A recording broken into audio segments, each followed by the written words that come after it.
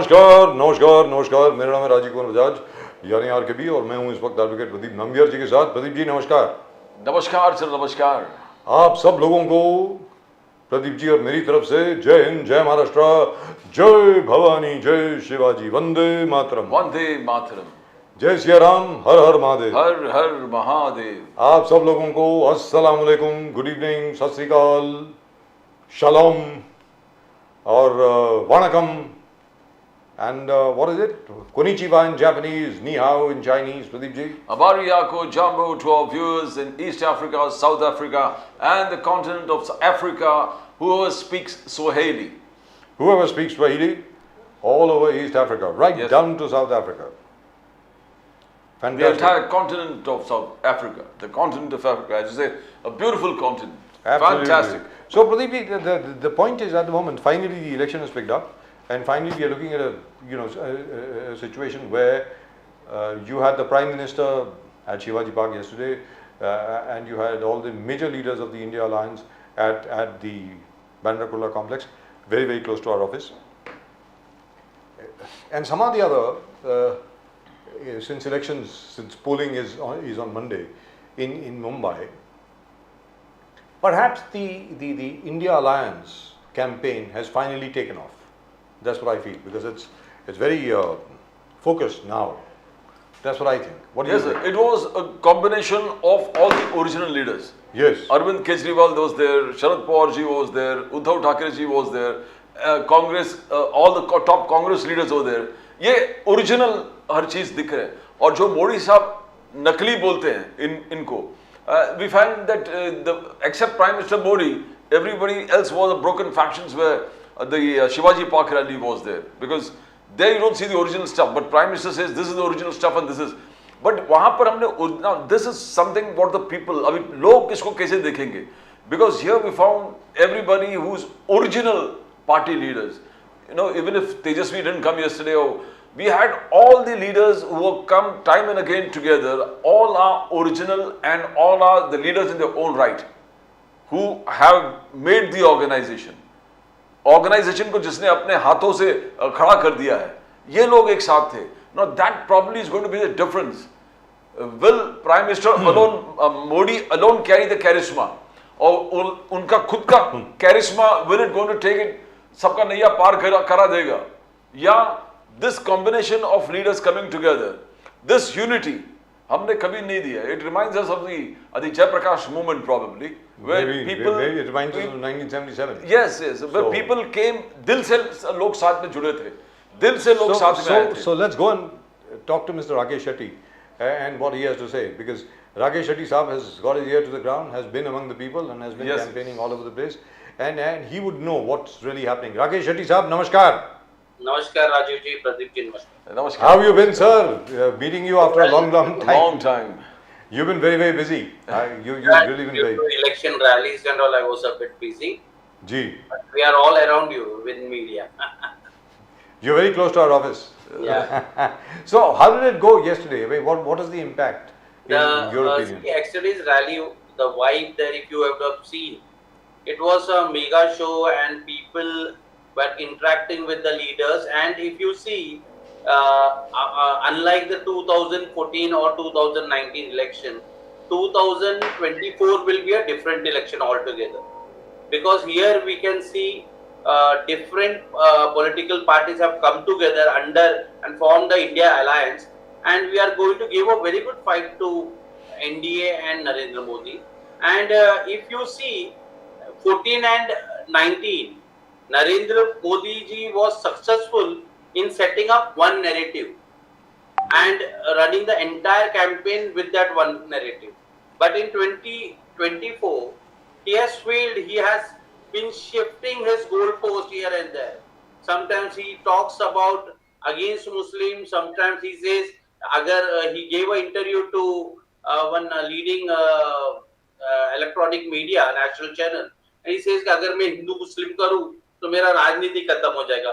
We were saying here, just 24 hours, you had said that Muslims you were accusing कि उनके ज्यादा बच्चे होते, एक भैंस उनको दिया जाएगा, and the very next day you are saying कि मैं कभी हिंदू मुस्लिम की राजनीति नहीं करता है. It was shocking.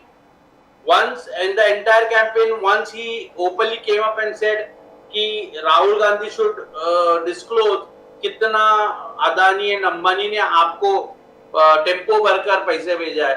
मतलब we were finding it very funny how Narendra Modi, who is such a organized and a very good orator, has changed completely, and he doesn't know what to do, what narrative to set, and what to say, what not to say. But that is absolutely true because the narrative has been changing right from the Because- first phase of polling, then the second phase, third phase, fourth phase.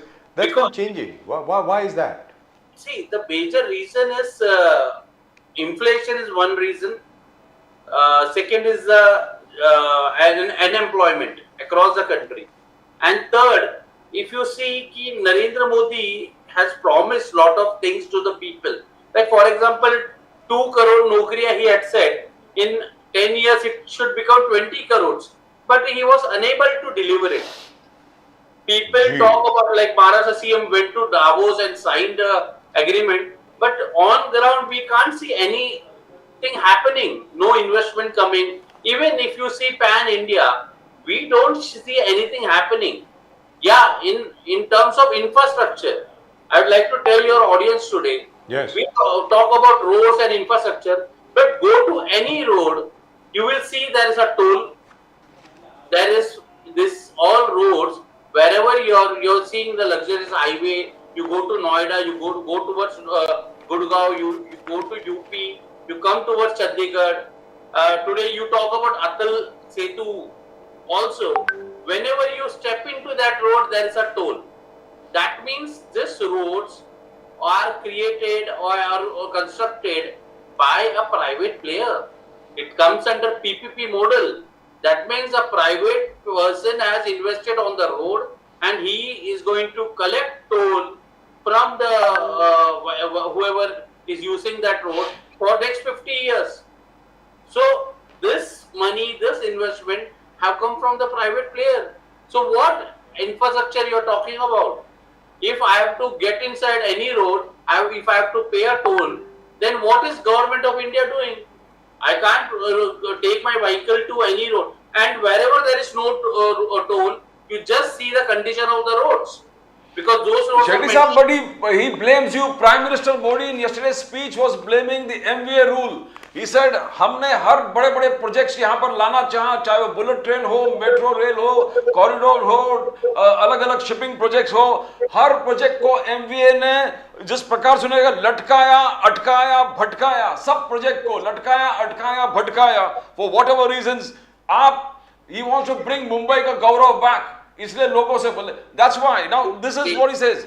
He says you are responsible for the entire delay, bullet train ho, metro rail ho, every project including the Atal Setu. See, now let me come to first. We had opposed the metro car shed.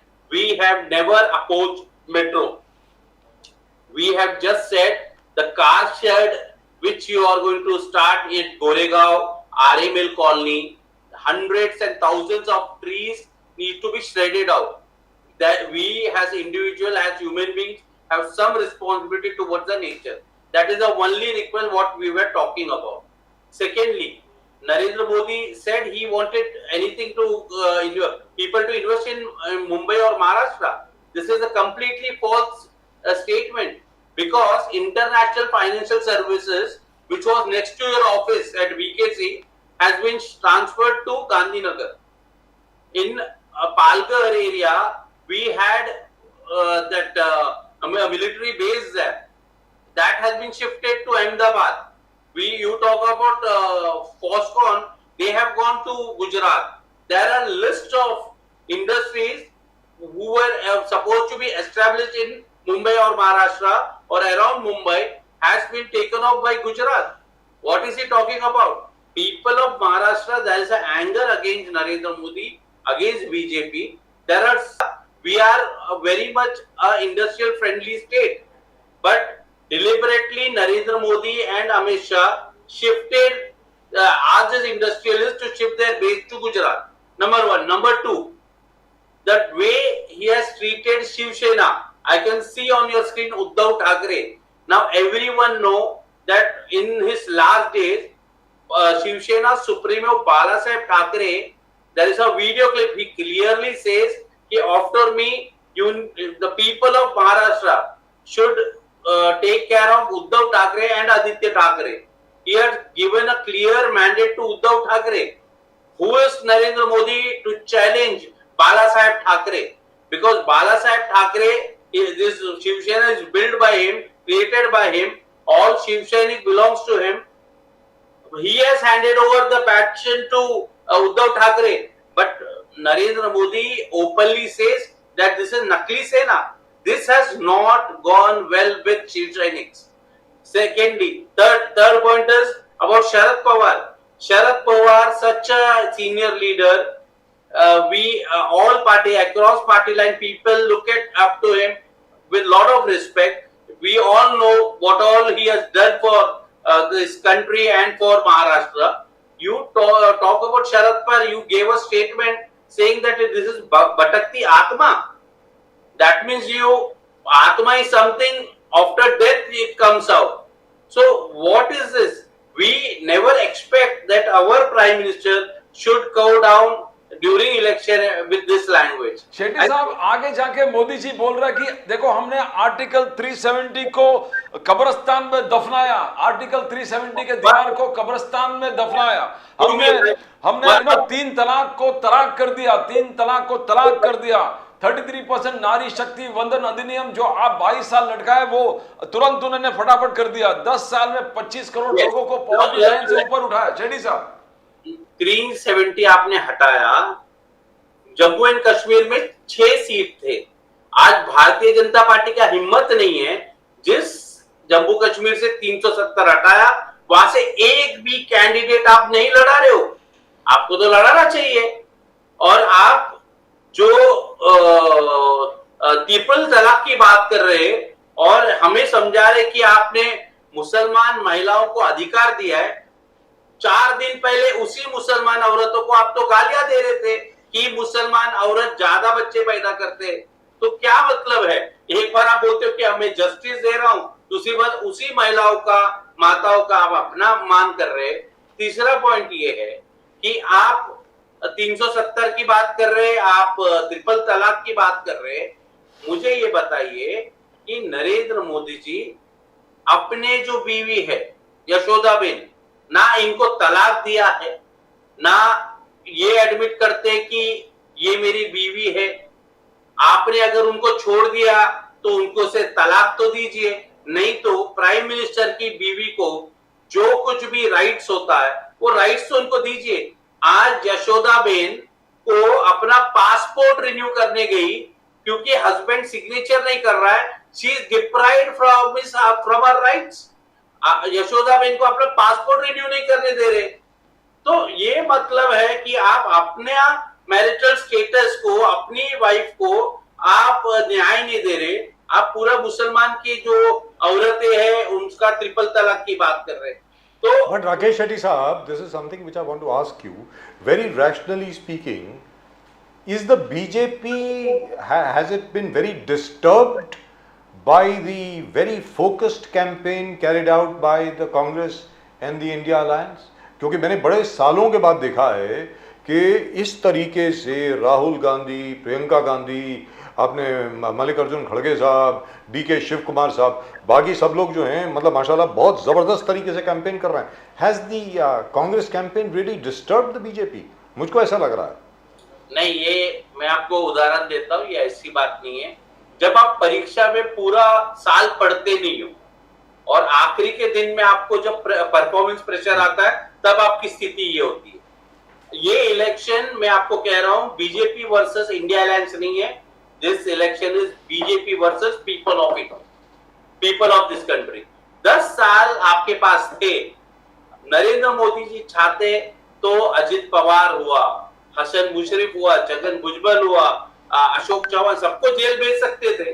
मगर आपने 19 के 24 के बीच में आप जिन लोगों को 14 से 19 के बीच में करप्ट पॉलिटिशियंस बोल रहे, उन सबको आपने ले लिया। आज खुद भारतीय जनता पार्टी का कैडर, आरएसएस का कैडर बोल रहा है कि ये क्या हो रहा है। जिनके विरुद्ध हम 15 साल लड़े, 20 साल लड़े, उन्हीं को आपने बीजेपी में ले आए, हमारे कोलिशन में ले आए, और आज हमें एनसीपी, शिवसेना और कांग्रेस के जो एक्स लीडर्स है उनको लिए काम करना पड़ रहा है। सो मुझे, और ओवरऑल देश में आप देख लीजिए, दिल्ली में आपको अरविंद केजरीवाल को जेल भेजने की जरूरत नहीं थी, आपका वहां पे परफॉर्मेंस ठीक था, आपने जेल भेज दिया। अब वहां पे 4 सीट हमारी आ रही है वहां पे। झारखंड के अंदर आपको हेमंत सोरेन को जेल भेजने की जरूरत नहीं थी, वहां पे वो काम कर रहे थे, आपके लोग भी काम कर रहे थे। अब क्योंकि आपने जेल भेजा, आपका वहां पे प्रॉब्लम चल रहा है। कलकत्ता में इनको सीट्स नहीं मिल रही है। बिहार में जिस नीतीश कुमार को अमित शाह ने कहा था कि नीतीश बाबू के साथ आगे कोई अलायंस नहीं होगा, कोई गठबंधन नहीं, और कुछ ही दिन के बाद आपके गठबंधन में आ जाते। तुष्टिकरण, शेट्टी साहब, तुष्टिकरण, appeasement politics of the Congress has destroyed this country. Narendra Modi ji उदाहरण दे रहे हैं। बोले क्या क्या गारंटी लेंगे एनसीपी या उद्धव सेना कि राहुल गांधी सावरकर के बारे में बोलेंगे नहीं चुनाव के बाद? For ever he is always been criticising Veer Savarkar. तो कौन गारंटी लेगा राहुल गांधी जी के? और उद्धव ठाकरे जी हिंदुत्व छोड़कर राहुल गांधी जी यानी कांग्रेस के गोद में बैठे। नेहरू जी के उदाहरण दे। नेहरू जी ने जो चित्रों वाले संविधान जो 1000 साल के हमारे विरासत था, नेहरू जी ने इसको अलमारी में बंद कर दिया।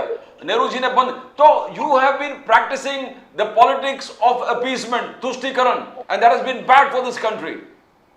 पुष्टिकरण उसे बोलते हैं जब आप देश के सभी हिंदुओं को हिंदू राष्ट्र के नाम पे बेवकूफ बनाते हैं, उसको पुष्टिकरण कहते हैं। अगर आप हिंदुओं को मुसलमान के खिलाफ भड़काते हैं, उसको पुष्टिकरण कहते हैं। हमारा जो देश है वो कॉन्स्टिट्यूशन से चलेगा, मगर आप देखिए बीजेपी, आरएसएस के लोग, कुछ वो झोला छाप जो स्वामी लोग हैं, खुलेआम हिंदू राष्ट्र बात कर रहे हैं। कितना इंसल्टिंग है। आप इस देश का जो कॉन्स्टिट्यूशन है उसी को चैलेंज कर रहे हैं। और इस इलेक्शन में मैं आपको बता रहा हूं, आप लोग का ने नोटिस किया कि नहीं किया, नरेंद्र मोदी और अमित शाह ने ये कहा कि डॉक्टर बाबा साहेब अम्बेडकर भी ऊपर से आएंगे तो भी वो इस देश का संविधान नहीं बदल सकते। मतलब डॉक्टर बाबा साहेब अम्बेडकर के बारे में आप इतना गलत बात कर रहे हैं, आपका इतना हिम्मत है। हमने कभी नहीं कहा कि दामोदर दास मोदी भी आएंगे तो इस देश का कॉन्स्टिट्यूशन बदलने को हम नहीं देंगे। तो ये कितनी गलत बात है। राकेश शेट्टी साहब, एक सवाल आपसे ये है, क्योंकि अभी जो रिपोर्ट आ रही है यूपी से, स्पेशली उत्तर प्रदेश की अगर हम लोग बात करें, पहली बार देखा गया है कि एक बार फिर जो आपका विनिंग कॉम्बिनेशन हुआ करता था, ब्राह्मण मुसलमान दलित, ये विनिंग कॉम्बिनेशन कांग्रेस का था, और जिसकी वजह से तकरीबन 55 साल आप लोगों ने राज किया उत्तर प्रदेश पे। आज वापस वही कॉम्बिनेशन आ रहा है, और उसमें एक और चीज ऐड कर दी गई है, एक ओबीसी और ठाकुर राजपूत। और ठाकुर राजपूत समाज ने कोई 6 महापंचायत लिए हैं जिसमें उन्होंने कहा है कि वो भारतीय जनता पार्टी को वोट नहीं करने वाले, क्योंकि उनके कोई पुरुषोत्तम पाला जी करके हैं, बहुत बड़े आदमी हैं, वो भारतीय जनता पार्टी में मंत्री हुआ करते थे, अभी भी हैं, और वो राजकोट से खड़े हैं, और उन्होंने राजपूत महिलाओं के बारे में कुछ अपशब्द इस्तेमाल किए थे। उनकी सिर्फ ये रिक्वेस्ट थी कि भाई इसको टिकट ना दिया जाए।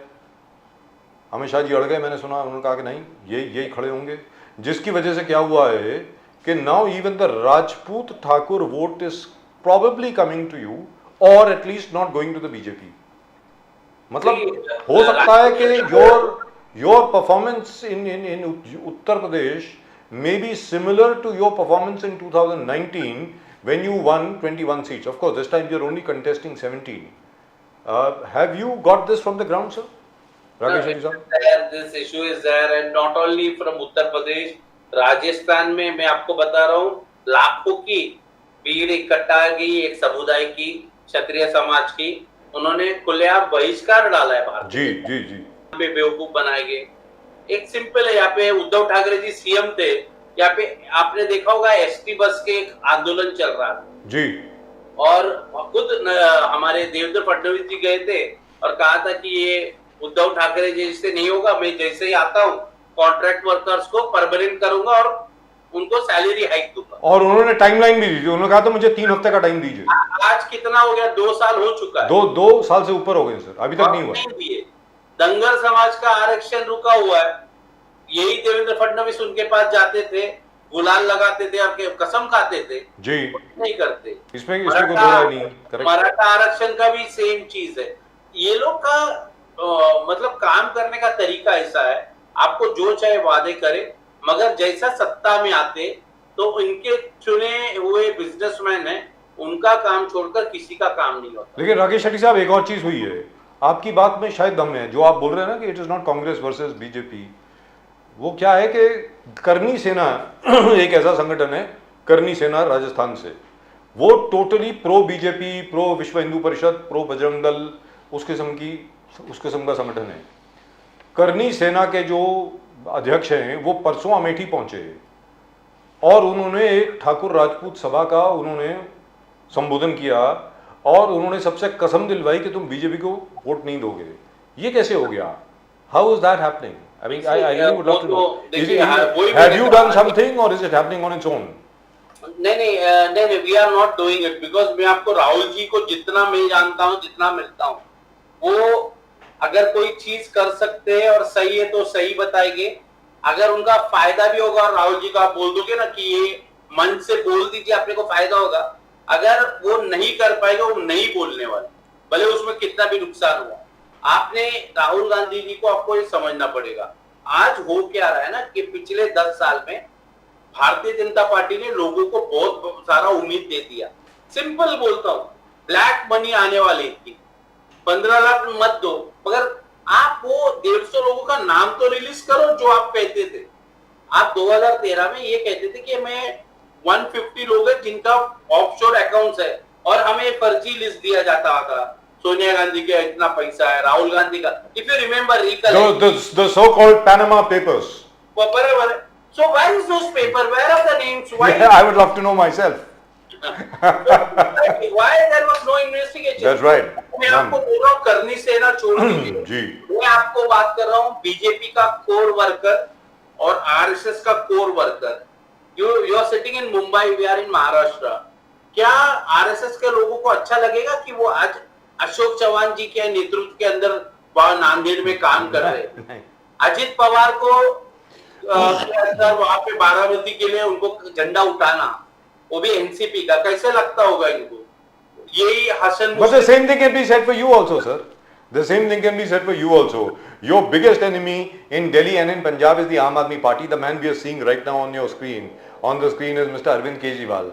He has decimated the Congress, destroyed the Congress totally in Delhi, and has been responsible for the defeat of the Congress in Punjab. So the same thing applies to you as well. Correct.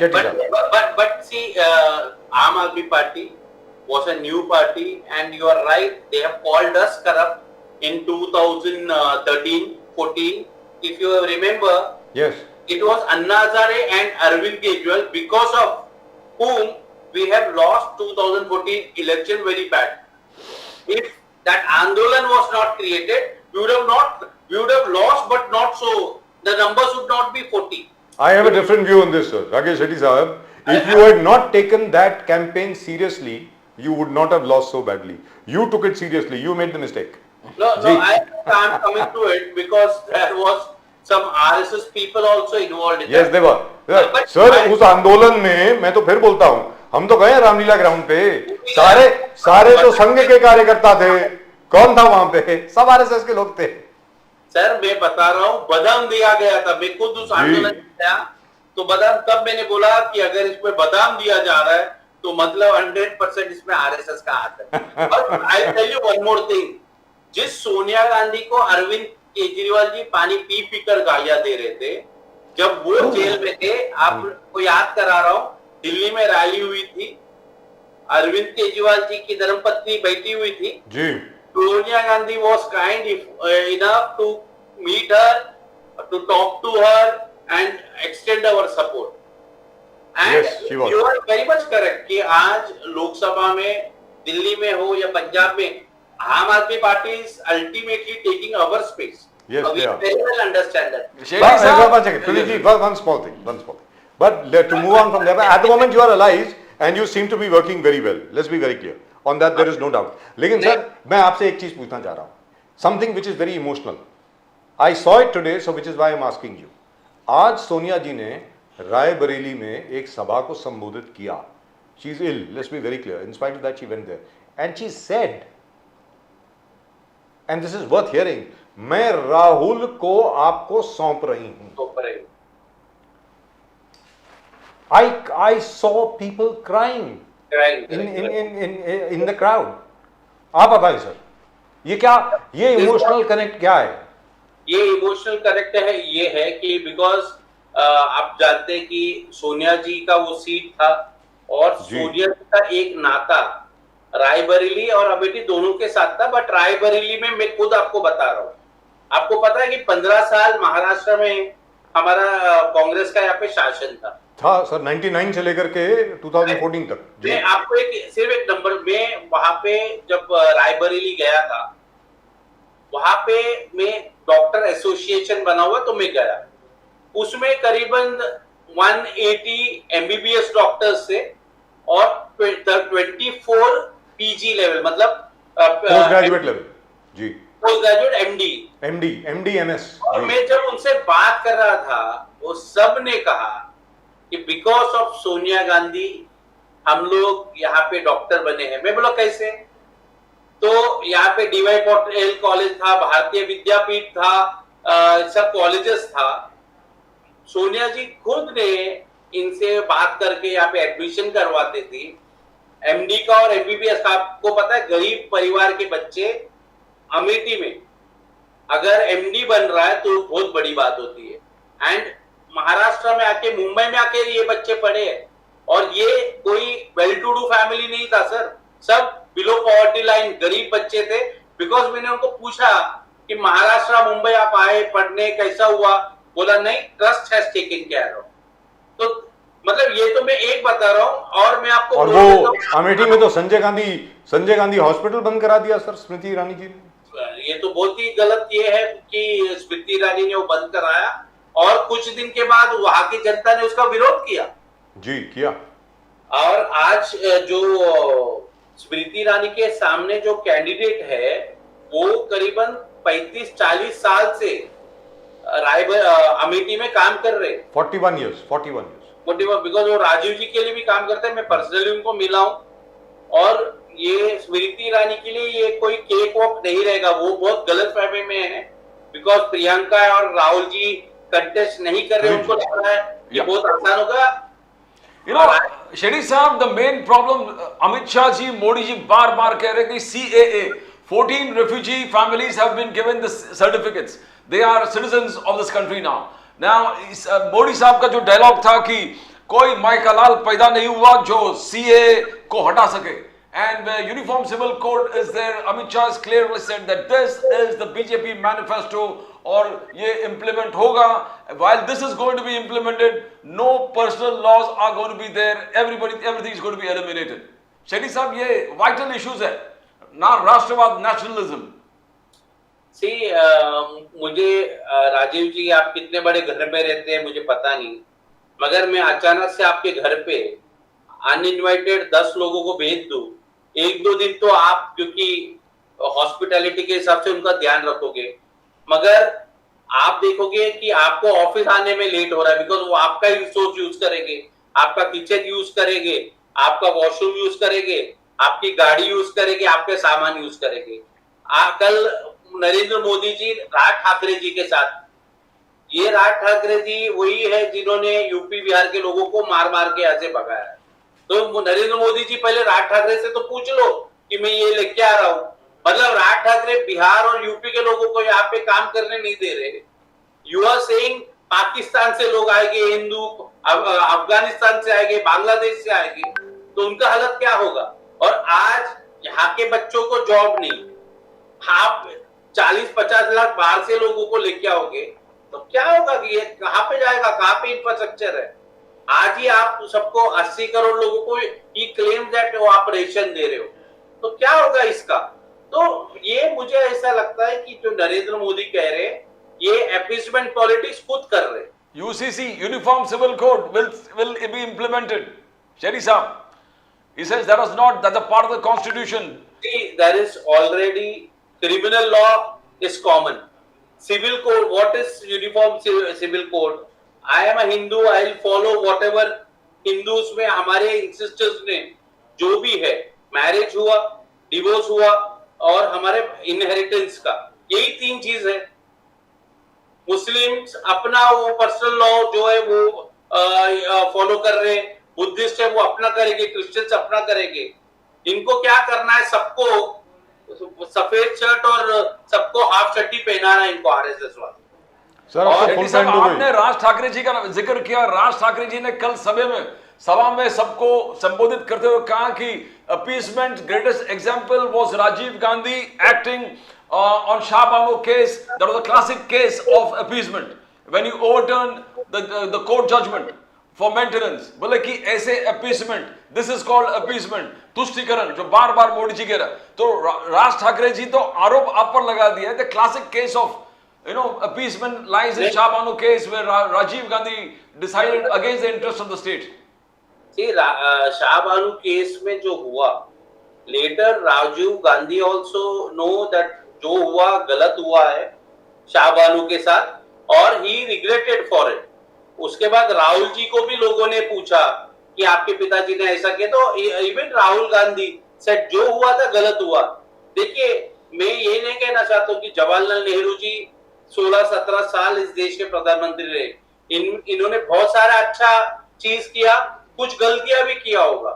Indira ji ने करीबन 13-14 साल शासन किया, उसमें बहुत सारे अच्छे चीज किए, थोड़ा गलती भी हुआ।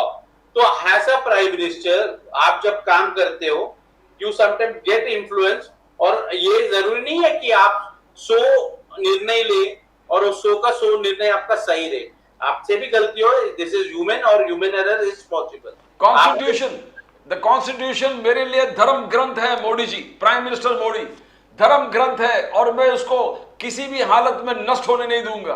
आप कहते हैं, the Congress, he says, the Congress says that I am going to destroy the constitution and लोकतंत्र। मगर सबसे बड़ा नुकसान अगर लोकतंत्र को पहुंचा दिया है तो कांग्रेस ने। He quoted Nehru wanted to curb press freedom, Indira Gandhi bought emergency, Rajiv Gandhi want to again curb press freedom, and the classic example of Rahul Gandhi tearing the bill in the Lok Sabha। बोले कि ये सबसे बड़ा लोकतंत्र का जिस प्रकार से आलोचना हुआ वहीं पर होगा जब बिल को फाड़ा गया। तो do you agree where he is giving you examples? Rahul Gandhi ji ने बिल कभी पार्लियामेंट में नहीं पाड़ा। उन्होंने एक प्रेस कॉन्फ्रेंस में ये कहा कि क्रिमिनल्स को पार्लियामेंट में होना चाहिए कि नहीं होना चाहिए। उन्होंने ये कहा कि ऐसा बिल जो क्रिमिनल्स जिनको पर केसेस है, जिनको सेंटेंस 2 साल की सजा हुई, ऐसे लोग पार्लियामेंट में आना चाहिए, ऐसा बिल था। तो उन्होंने फाड़ दिया कि सर बिल नहीं फाड़ा था, एक खाली कागज था, ये कागज था। और अजय और उन्होंने कहा ये this is what I think of this bill, that's what he said. और उन्होंने ये कहा कि ये ऐसे बिल को फाड़ देना चाहिए। उसके बाद मनमोहन सिंह सरकार ने वो बिल को जो पास किया, उसके कारण लालू प्रसाद यादव जो आज हमारे अलायंस में, वो उस समय भी अलायंस में थे, वो पार्लियामेंट में नहीं आ पाए। और बिकॉज ऑफ राहुल गांधी आज जितने लोग के ऊपर क्रिमिनल केसेस है वो पार्लियामेंट में नहीं आ सकते। And the same thing was used against Rahul Gandhi himself by that Gujarat court where in fact the speaker disqualified him, which is very strange anyway. And देखिए, and Prime Minister says that he will never change the constitution. His own member of parliament, Anant Hegde from Karnataka, he said now openly, why we need 400 seats? Because we want to change the constitution. Not only one, there are 4 senior people. You talk to the ex-governor of Jammu Kashmir, Satyapal Malik. Satyapal Malik. Ji, he openly says कि पुलवामा हमला जो हुआ उसमें गलती केंद्र सरकार की है, प्राइम मिनिस्टर का है, डिफेंस मिनिस्टर का है। आप अगर 40 पर्सनल्स, आर्मी पर्सनल्स के लिए हेलीकॉप्टर प्रोवाइड किया होता तो ये हादसा नहीं होता। इनफैक्ट इसी को इन्होंने रिवर्स करके अपने अपॉर्चुनिटी में यूज किया है। no, but over here I'll tell you what this is something which I would like to ask you, and is it perhaps it's a sign of maturity in the Congress that the Congress is not raising this issue at all, all the attacks which have taken place during Mr. Modi's time as Prime Minister, whether it is Uri, whether it is Pathankot, whether it is Nagrota, whether it is Balakot, the blame responsibility has not been fixed. Till now, we don't really know what happened. See, it has been 5 years, you're right. So I really don't know. The Congress is not raising this issue, but then the Congress has been in power for a long time in Delhi, and they would understand what are the security implications of raising such an issue in public. But don't you think at least people deserve to know what really happened? ये क्या हुआ, कैसे हुआ, ये intelligence failure कहाँ का था, वगैरह वगैरह. आपको लगता नहीं कि ये सब चीजें बाहर आनी चाहिए? And I have been to Jammu and Kashmir. If I take one tandoor roti wrap to Jammu and Kashmir, I have been checked 5 times. So this question arises कि अगर 300-500 किलो RDX की बात किया जा रहा है तो ये कहाँ से आया? एंड 5 साल हो गए, अभी तक केंद्र सरकार ने देश की जनता को ये नहीं बताया कि किसकी जिम्मेदारी है, कैसे लैप्स हुआ और इसके लिए कौन सा मंत्री राजीनामा देगा, बिकॉज किसी ने राजीनामा नहीं दिया. सर मंत्री की बात छोड़ दीजिए, जो वहां पर, I know this for a fact, intelligence bureau, special intelligence bureau, state intelligence bureau, उसके अलावा वहां अपना RNIW का भी ऑफिस है, वहां पे मिलिट्री इंटेलिजेंस का भी ऑफिस है, वहां पे कोई ऑफिशियल भी सस्पेंड नहीं हुआ है सर. बिल्कुल. जबकि वेरी सरप्राइजिंग ये कैसा हो सकता है?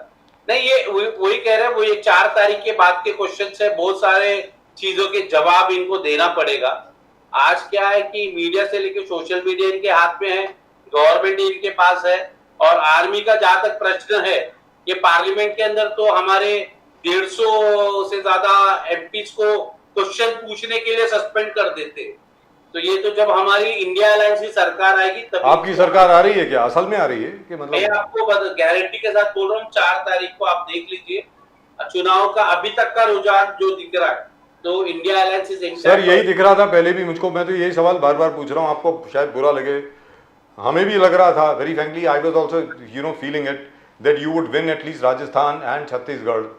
चलिए मध्य प्रदेश में हो सकता है ऊपर नीचे हो गया हो, तो मतलब तेलंगाना, छत्तीसगढ़ और राजस्थान आपके पाले में आएगा, लेकिन नहीं आया सर. कहीं वैसा तो नहीं होने वाला इस बार दोबारा? Rajasthan always had been a pendulum state, और वहां पे अगर डिफरेंस देखते तो 1.5% था. छत्तीसगढ़ में आप देखो 2.5% था. Madhya Pradesh, because I give all the credit to Shivraj Singh Chouhan, उन्होंने जो लाडली गुड़िया का कैंपेन चलाया, जी जी जी, और इलेक्शन कमीशन के आशीर्वाद के कारण आचार संहिता लगने के बाद उनके अकाउंट को, बहनों और माताओं के अकाउंट में 4-4 हजार गया. इसका बहुत बड़ा असर था. ठीक है, मगर आप देखिए कि उसके बाद इन्होंने शिवराज सिंह चौहान और वसुंधरा राजे का क्या हालत किया है इस चुनाव में. वो लोग सर डॉक्टर रमन सिंह को भूल गए. डॉक्टर रमन सिंह की भी क्या हालत है, कहाँ पर है बेचारे, दिखते नहीं है. तो ये जो सीनियर लीडर्स के साथ हालत किया है, अभी अरविंद केजरीवाल भी ये बोलने लग गए. आप देखिए कि आप रिजल्ट कैसा आता है. जी, thank you so much sir, thank you very much Rakesh Shetty साहब. You are saying of course that the India alliance will form the government. आपके मुताबिक, वैसे आपके मुताबिक सर बीजेपी की कितनी सीटें आ रही हैं चलते चलते, जरा बता दें. See, they crossing 210 or 15 will be difficult for them. Crossing 210 or 215. Well, at least it's an improvement from 150. But we can see, your campaigns in Mumbai is full of energy and enthusiasm, where all groups are coming together. आप जो भी groups देखे एकदम road पे निकल कर आए हैं. We can see the zeal and the spirit of elections there, where Congress is concerned. आज 5 बजे के बाद आज तो प्रचार हमारा समाप्त हो चुका है, मगर मीडिया के द्वारा हम लोगों के संपर्क में. तो जनाब 4 जून को मैं उम्मीद करता हूं कि आप मिठाई जरूर मैं भेजेंगे. आपके दर्शकों को, क्योंकि राजीव जी और प्रदीप जी आपका फॉलोइंग भी बहुत है, मैं लोगों को ये कहना चाहता हूँ, बाहर जाके कोई भी पॉलिटिकल पार्टी है, आपका जो भी विचारधारा है, go out and vote, because India ये वर्ल्ड्स बिगेस्ट डेमोक्रेसी हम कहते हैं, और हमारा जो वोटिंग परसेंटेज है वो 55-60% होता है, विच इज वेरी बैड. और मुंबई जैसे शहर में तो मैं कहता हूँ कि हमें we should be somewhere in 95-96%. अरे कहाँ 90% सर, लोग तो छुट्टी पे जा रहे हैं. मालूम पड़ गया है everybody is gone on holiday. 3 दिन की छुट्टी है, चलो. So I want to appeal to the voters that they ji, should दुरुस्त go out बात. I agree with you. You please listen to what Mr. Shetty says. Everybody go out there and vote. Thank you, Mr. Shetty. you, God thank bless you. Thank you so much. Thank you very much. Namaskar. Well, people should go out and vote. Let's be very clear. क्योंकि आज की तारीख में मतलब जिसको भी मैं पूछ रहा हूँ भाई कहाँ हो, अरे भाई छुट्टी पे, क्या के लिए, कहता छुट्टी है ना, मंडे तक छुट्टी है, थैंक यू. अरे यार, this is terrible, absolutely terrible. Let's go across to mister Yogesh Chile. Yogesh Chile साहब हमारे साथ हैं from my favourite party Maharashtra Navnirman Sena. Yogesh Chile साहब नमस्कार. सर आपकी आवाज नहीं आ रही, आपने शायद म्यूट पे कर दिया. नमस्कार, वंदे मातरम. आप फर्स्ट क्लास आ रही है सर. जय हिंद, जय महाराष्ट्र, जय भवानी, जय शिवाजी, वंदे मातरम सर, वंदे मातरम. कैसे हैं? एकदम मजे में है सर. सर क्या रिस्पांस आया सर राज ठाकरे साहब को? कल देखा हमने शिवाजी बाग पे, क्या मीटिंग. माफ सर, कीजिएगा, आपने- मैं जान करके झगड़ा नहीं डाल रहा हूं, लेकिन राज ठाकरे साहब के लिए ज्यादा तालियां बजी, मोदी जी के लिए इतनी नहीं बजी. सारी तालियां राज ठाकरे साहब के लिए बजी. अब इसके पीछे क्या वो राज है, हमारा तो सर आप होम बताएंगे. ग्राउंड है, तो हमारे होम ग्राउंड पे जब राज साहब खड़े रहेंगे जी, तो ऑब्वियस है ज्यादा तालियां उनके लिए ही बजेगी. Correct. I agree with you, I absolutely agree with you. और राज ठाकरे साहब ने क्या भाषण दिया साहब, मजा आ गया सुन के. Very good. इसका इम्पैक्ट हो रहा है सर क्या? राज ठाकरे साहब जो सपोर्ट कर रहे हैं मोदी जी को, इसका प्रभाव पड़ रहा है अच्छे तरीके से हर जगह पे? सर जरूर प्रभाव पड़ रहा है. आप देखिए, महाराष्ट्र की लोकतांत्रिक परंपरा रही है. जी, यहाँ पे जितने भी अच्छे लीडर थे, ये हमेशा जब भी भाषण करने के लिए खड़े रहते हैं, तो हमने पिछले 5 सालों में क्या किया है इस पे ज्यादा जोर देते हैं, और अगले 5 सालों में हम क्या करने वाले हैं ये लोगों को बताते हैं. लेकिन पिछले कुछ सालों में जिस तरीके की राजनीति महाराष्ट्र में शुरू है, तो वहां पे आजकल यही चल रहा है, गद्दार सरकार, खोके सरकार, असली नकली, फड़तूस, सूरत, गुवाहाटी, इसके आगे कोई भी नहीं जा रहा था. कल का माननीय राज साहब का जो भाषण था, उसमें उन्होंने महाराष्ट्र की जो पुरानी परंपरा है, लोकतांत्रिक परंपरा, उसको उजागर किया, लोगों के सामने रखे. किसी के ऊपर उन्होंने टीका टिप्पणी नहीं की. केंद्रीय नेतृत्व हमारे महाराष्ट्र में आए थे, उनके सामने उन्होंने महाराष्ट्र के फेवर में जो बातें हैं, हमारी जो मांगे हैं, वो उनके सामने रखी और लोगों को बताया कि ये मुझे माननीय नरेंद्र मोदी जी से चाहिए. इस चीजों के लिए मैंने उनका सपोर्ट किया.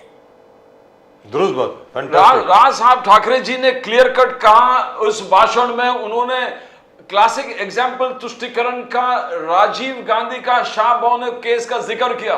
बोले कि जिस प्रकार से आप आउट ऑफ द वे गए और अपीसमेंट पॉलिटिक्स, कोर्ट ऑर्डर को ओवरटर्न करके इस महिला को अन्याय पहुंचाए, एक समाज को आपको तुष्टिकरण करना था. तो ये एक क्लासिक एग्जाम्पल है. तो मोदी साहब भी वही कह रहे थे, तुष्टिकरण तुष्टिकरण. मोदी साहब आगे जाके कह रहा है कि यही तुष्टिकरण ने इस देश को पूरा बर्बाद करके रखा है. कैसे देखते हो चिल्ले साहब?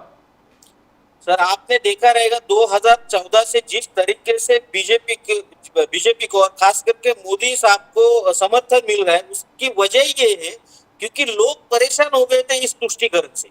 अगर ये चीजें 2014 के बाद 5 साल में अगर कांग्रेस रोकती और हिंदुओं के हित के बारे में बात करती, जो कि इस देश में बहुसंख्या है, उनके बारे में अगर बात करती, तो शायद 2019 में कांग्रेस को कुछ आशाएं थी. लेकिन 2014 की ही गलतियां उन्होंने 2019 में की और 2024 में भी वो वही गलतियां कर रहे थे. तो जो गलतियां उन्होंने पिछले 10 साल में किए हैं, वही अगर रिपीट करेंगे तो 2024 में भी उनको कोई समर्थन किसी का मिलने वाला नहीं है. सर, राज साहब ठाकरे जी ने बहुत सारे चीज उन्होंने दिखाया कि आर्टिकल 370 बहुत अहम था इस देश के राष्ट्रहित के लिए, नेशनलिज्म के लिए. राम मंदिर 500 साल से जो नहीं बन रहा था, वो मोदी साहब और पूरी सरकार ने बना दिया.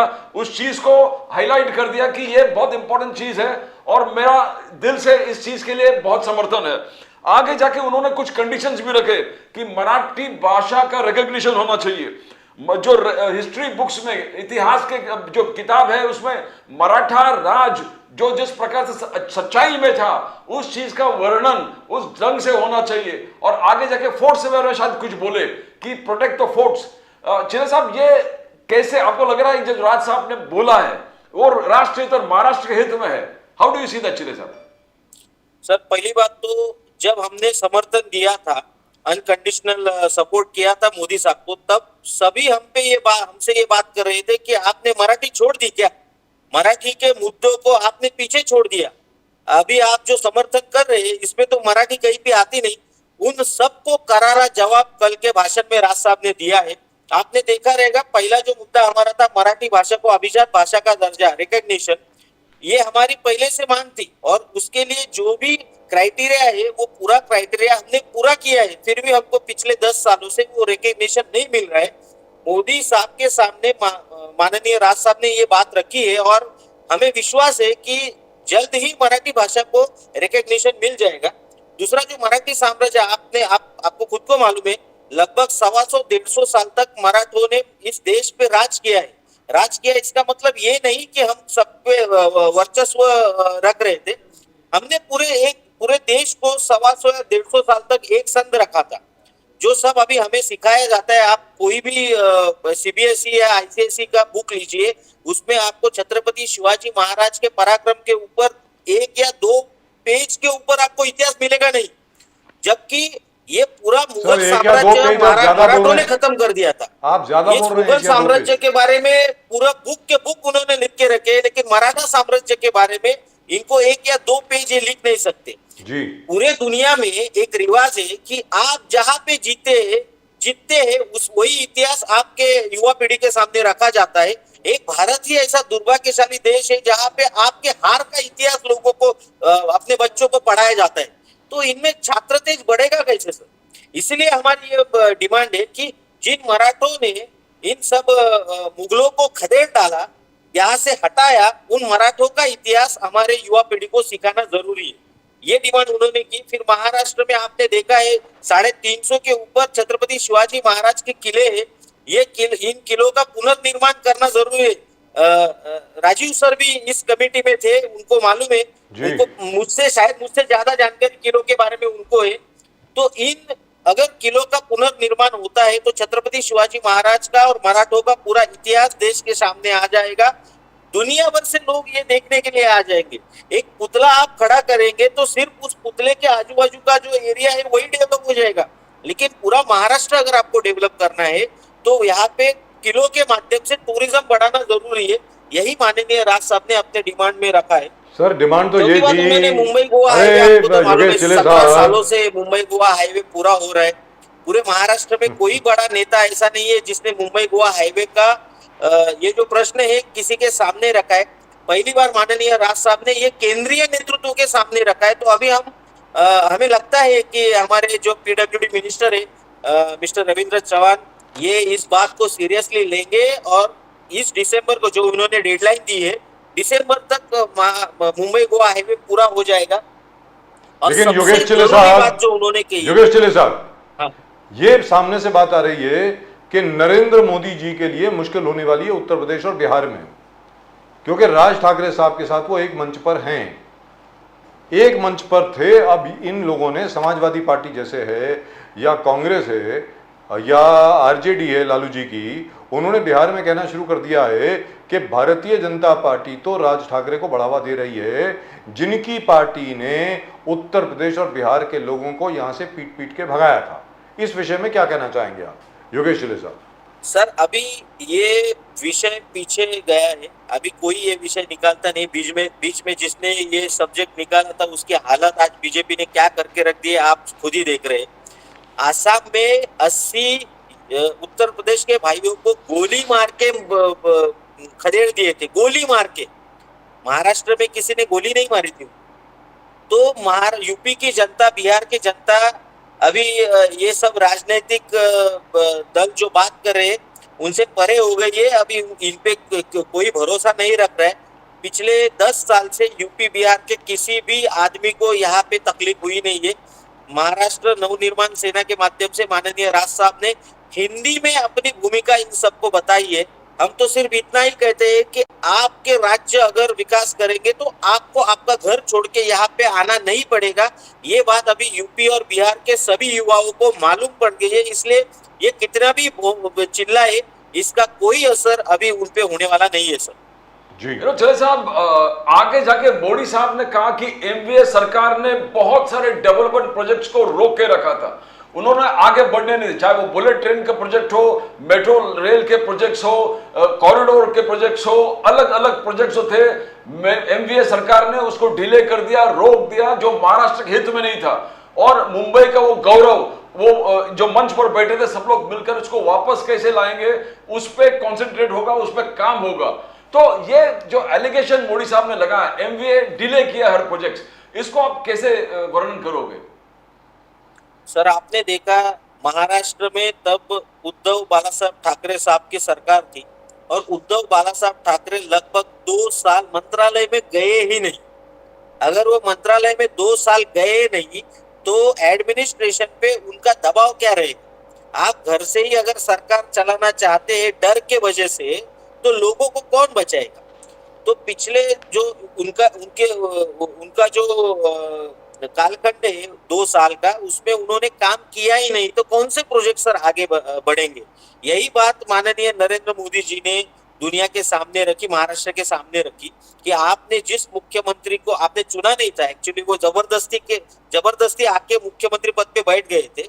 इन्होंने 2 साल में कोई भी प्रोजेक्ट आगे आने नहीं दिया, कोई भी प्रोजेक्ट पूरा होने नहीं दिया, यही उनको बताना था। और ये बात महाराष्ट्र के हर युवा को मालूम है कि महाराष्ट्र में पिछले 2 साल में जब उद्धव ठाकरे की सरकार थी कुछ भी डेवलपमेंट हुआ नहीं था। जी, लेकिन जहाँ तक के राज ठाकरे जी का खुद का प्रश्न है, मुझे अभी तक ये समझ में नहीं आ रहा है सर कि अभी तो ठीक है आप सपोर्ट कर रहे हैं मोदी जी को, लेकिन और मोदी जी से आपकी अपेक्षा भी है कि वो महाराष्ट्र की ओर देखेंगे, अच्छा काम करेंगे वगैरह, लेकिन अपनी पार्टी को लेकर के आप उसको कैसे बढ़ाएंगे सर? क्योंकि उसके एकदम बाद 2 या 3 या 4 महीने के बाद महाराष्ट्र असेंबली इलेक्शन आने वाली है, वहां तो आपको चुनाव लड़ना पड़ेगा, वहां तो चुनाव आप लड़ेंगे, तो उसके लिए आप क्या कर रहे हैं वो जरा बताएं ना सर। सर पहले तो आपने पिछले लगभग 1.5-2 साल से देखा है, हम पूरा हमारा जो ध्यान था हमारे संगठन में था, हमने हमारा संगठन इतने अच्छी तरीके से अभी बनाया है। आप देखेंगे इस विधानसभा चुनाव में जब महाराष्ट्र नवनिर्माण सेना के लोग उतरेंगे इलेक्शन में, आपको रिजल्ट दिखेगा सर। और हमें वैसे भी हमारे पार्टी का नाम महाराष्ट्र नवनिर्माण सेना है, महाराष्ट्र के निर्माण के लिए काम करने वाली ये पार्टी है। तो विधानसभा में हम तो चाहेंगे हमारे ज्यादा से ज्यादा लोग विधानसभा में जाए, और उस तरीके से हमारी पूरी तैयारी चालू है, हो जाएगी ये 1 या 2 महीने में सर पूरी। तो भले ही प्रदीप जी बोलिए। भले ही बीजेपी आपके साथ रहे या ना रहे, कहने का मतलब ये हो नहीं, हमने अभी जो सपोर्ट दिया है वो माननीय मोदी साहब को दिया है, ये सपोर्ट बीजेपी को नहीं है। विधानसभा के वक्त जब साहब खुल के बोलेंगे कि हम अभी विधानसभा के लिए महायुति के साथ गए हैं, अब तक हम गठबंधन में नहीं है सर, हम चाहते मोदी साहब पंतप्रधान बने, इसलिए ये मोदी साहब को समर्थन है। जब विधानसभा का इलेक्शन आएगा तब शायद बीजेपी के साथ या फिर शिवसेना के साथ हमारा गठबंधन हो जाए, फिर उस हिसाब से काम करेंगे हम। फिलहाल हम अकेले ही काम कर रहे हैं सर। चले साहब, ये बात हुआ कि हिंदुत्व को छोड़कर उद्धव ठाकरे जी ने दामन पकड़ लिया कांग्रेस और राष्ट्रवादी शरद पवार जी का, जिसको मोदी साहब ने कहा दोनों अभी नकली है, बिकॉज उद्धव ठाकरे जी ने बाला साहब ठाकरे जी के विचार और आइडियोलॉजी को दूर दरकिनार कर दिया है और गारंटी लेने के लिए कहा। बोले कि राहुल गांधी अब तो शांत है सावरकर, वीर सावरकर के इशू पर चुनाव के बाद फिर बोलेगा, मोदी साहब का कहना है। इसका कौन गारंटी लेगा? क्या उद्धव ठाकरे जी लेंगे या शरद पवार जी लेंगे कि राहुल गांधी जी आइंदा कभी भी वीर सावरकर के बारे में गलत शब्द बोलना, गलत आरोप लगना, क्रिटिसाइज करना, आप इस स्टेटमेंट को कैसे देखते हो? वीर सावरकर को लोग मानते हैं, रिवर करते हैं महाराष्ट्र में। चले साहब। सर पहली बात तो बाला साहब ठाकरे जी से परंपरा थी कि आप जब भी स्टेज पे खड़े हो जाते हैं तो आप पहली बात कहते हैं, जो मराठी में हम कहते थे कि जमलेल्या माझ्या साऱ्या हिंदू बंधूंनो भगिनींनो और मातो, तो हिंदू ये शब्द हमारे लिए बहुत इंपॉर्टेंट है। ये शब्द ही उद्धव ठाकरे जो उनके सुपुत्र है उन्होंने बोलना बंद कर दिया। इसका मतलब ये हो गया कि अभी आपको हिंदुओं की जरूरत नहीं है। उनकी सभा में मुसलमान इस्लाम के जो झंडे थे वो लहराए जा रहे थे। ये कोई भी मराठी आदमी ये सहेगा नहीं। ये जो सभा होती थी शिवसेना नाम ही बाला साहब ने हर घर पे, मैं लालबाग में रहता था सर, आज भी रहता हूँ, तो लालबाग में हर घर के दरवाजे पे शिवसेना ने लिखा था, गर्व से कहो हम हिंदू हैं। इतना बाला साहब हिंदुत्व को मानते थे। उनके सुपुत्र ने उसी हिंदुत्व को बाजी में रख दिया था।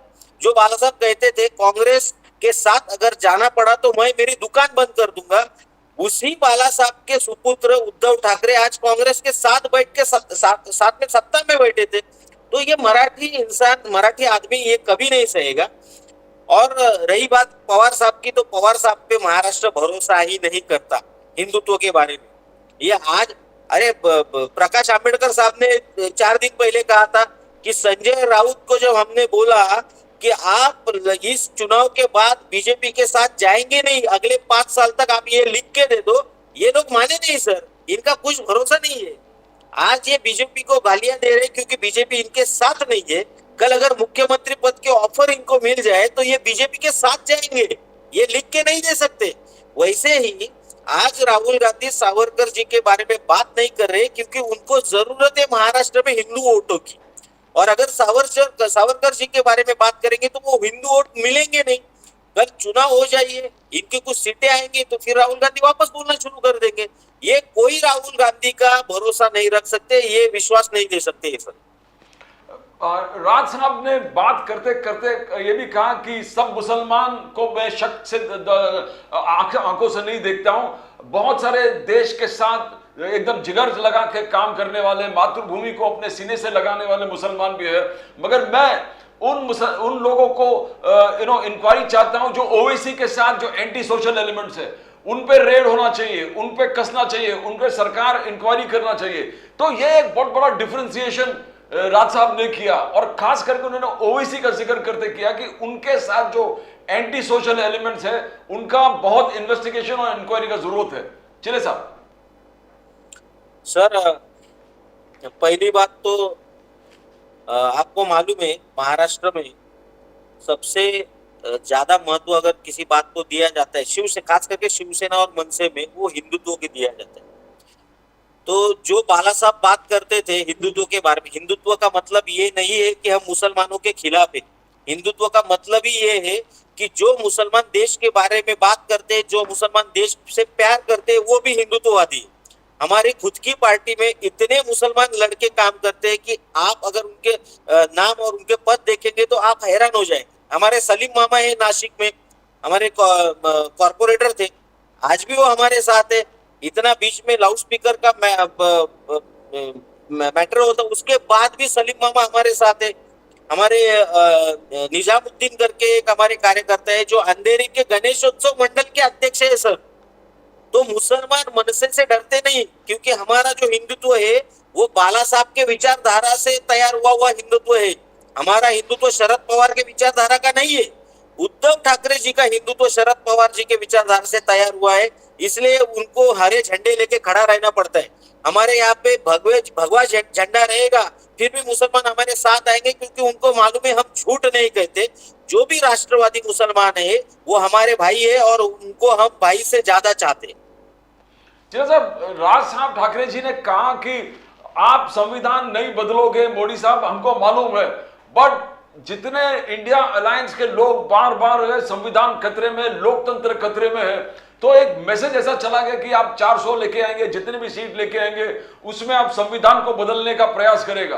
तो मैं तो जानता हूं मगर लोगों को आपको कन्विंस करना पड़ेगा, बिकॉज इंडिया अलायंस का कैंपेन एक जबरदस्त कैंपेन रहा, चाहे वो शरद पवार जी हो, उद्धव ठाकरे जी हो, राहुल गांधी जी हो, प्रियंका खड़गे साहब, सब ने कहा और बार बार हर मंच पे कहे लोकतंत्र खतरे में और संविधान को ये लोग बदलने वाले हैं। तो एक कमिटमेंट राज साहब ने कि मोदी साहब आपको, बीजेपी को कमिटमेंट देना पड़ेगा कि आप लोकतंत्र में और इस संविधान को कोई चेंज नहीं करेंगे स्पेशली।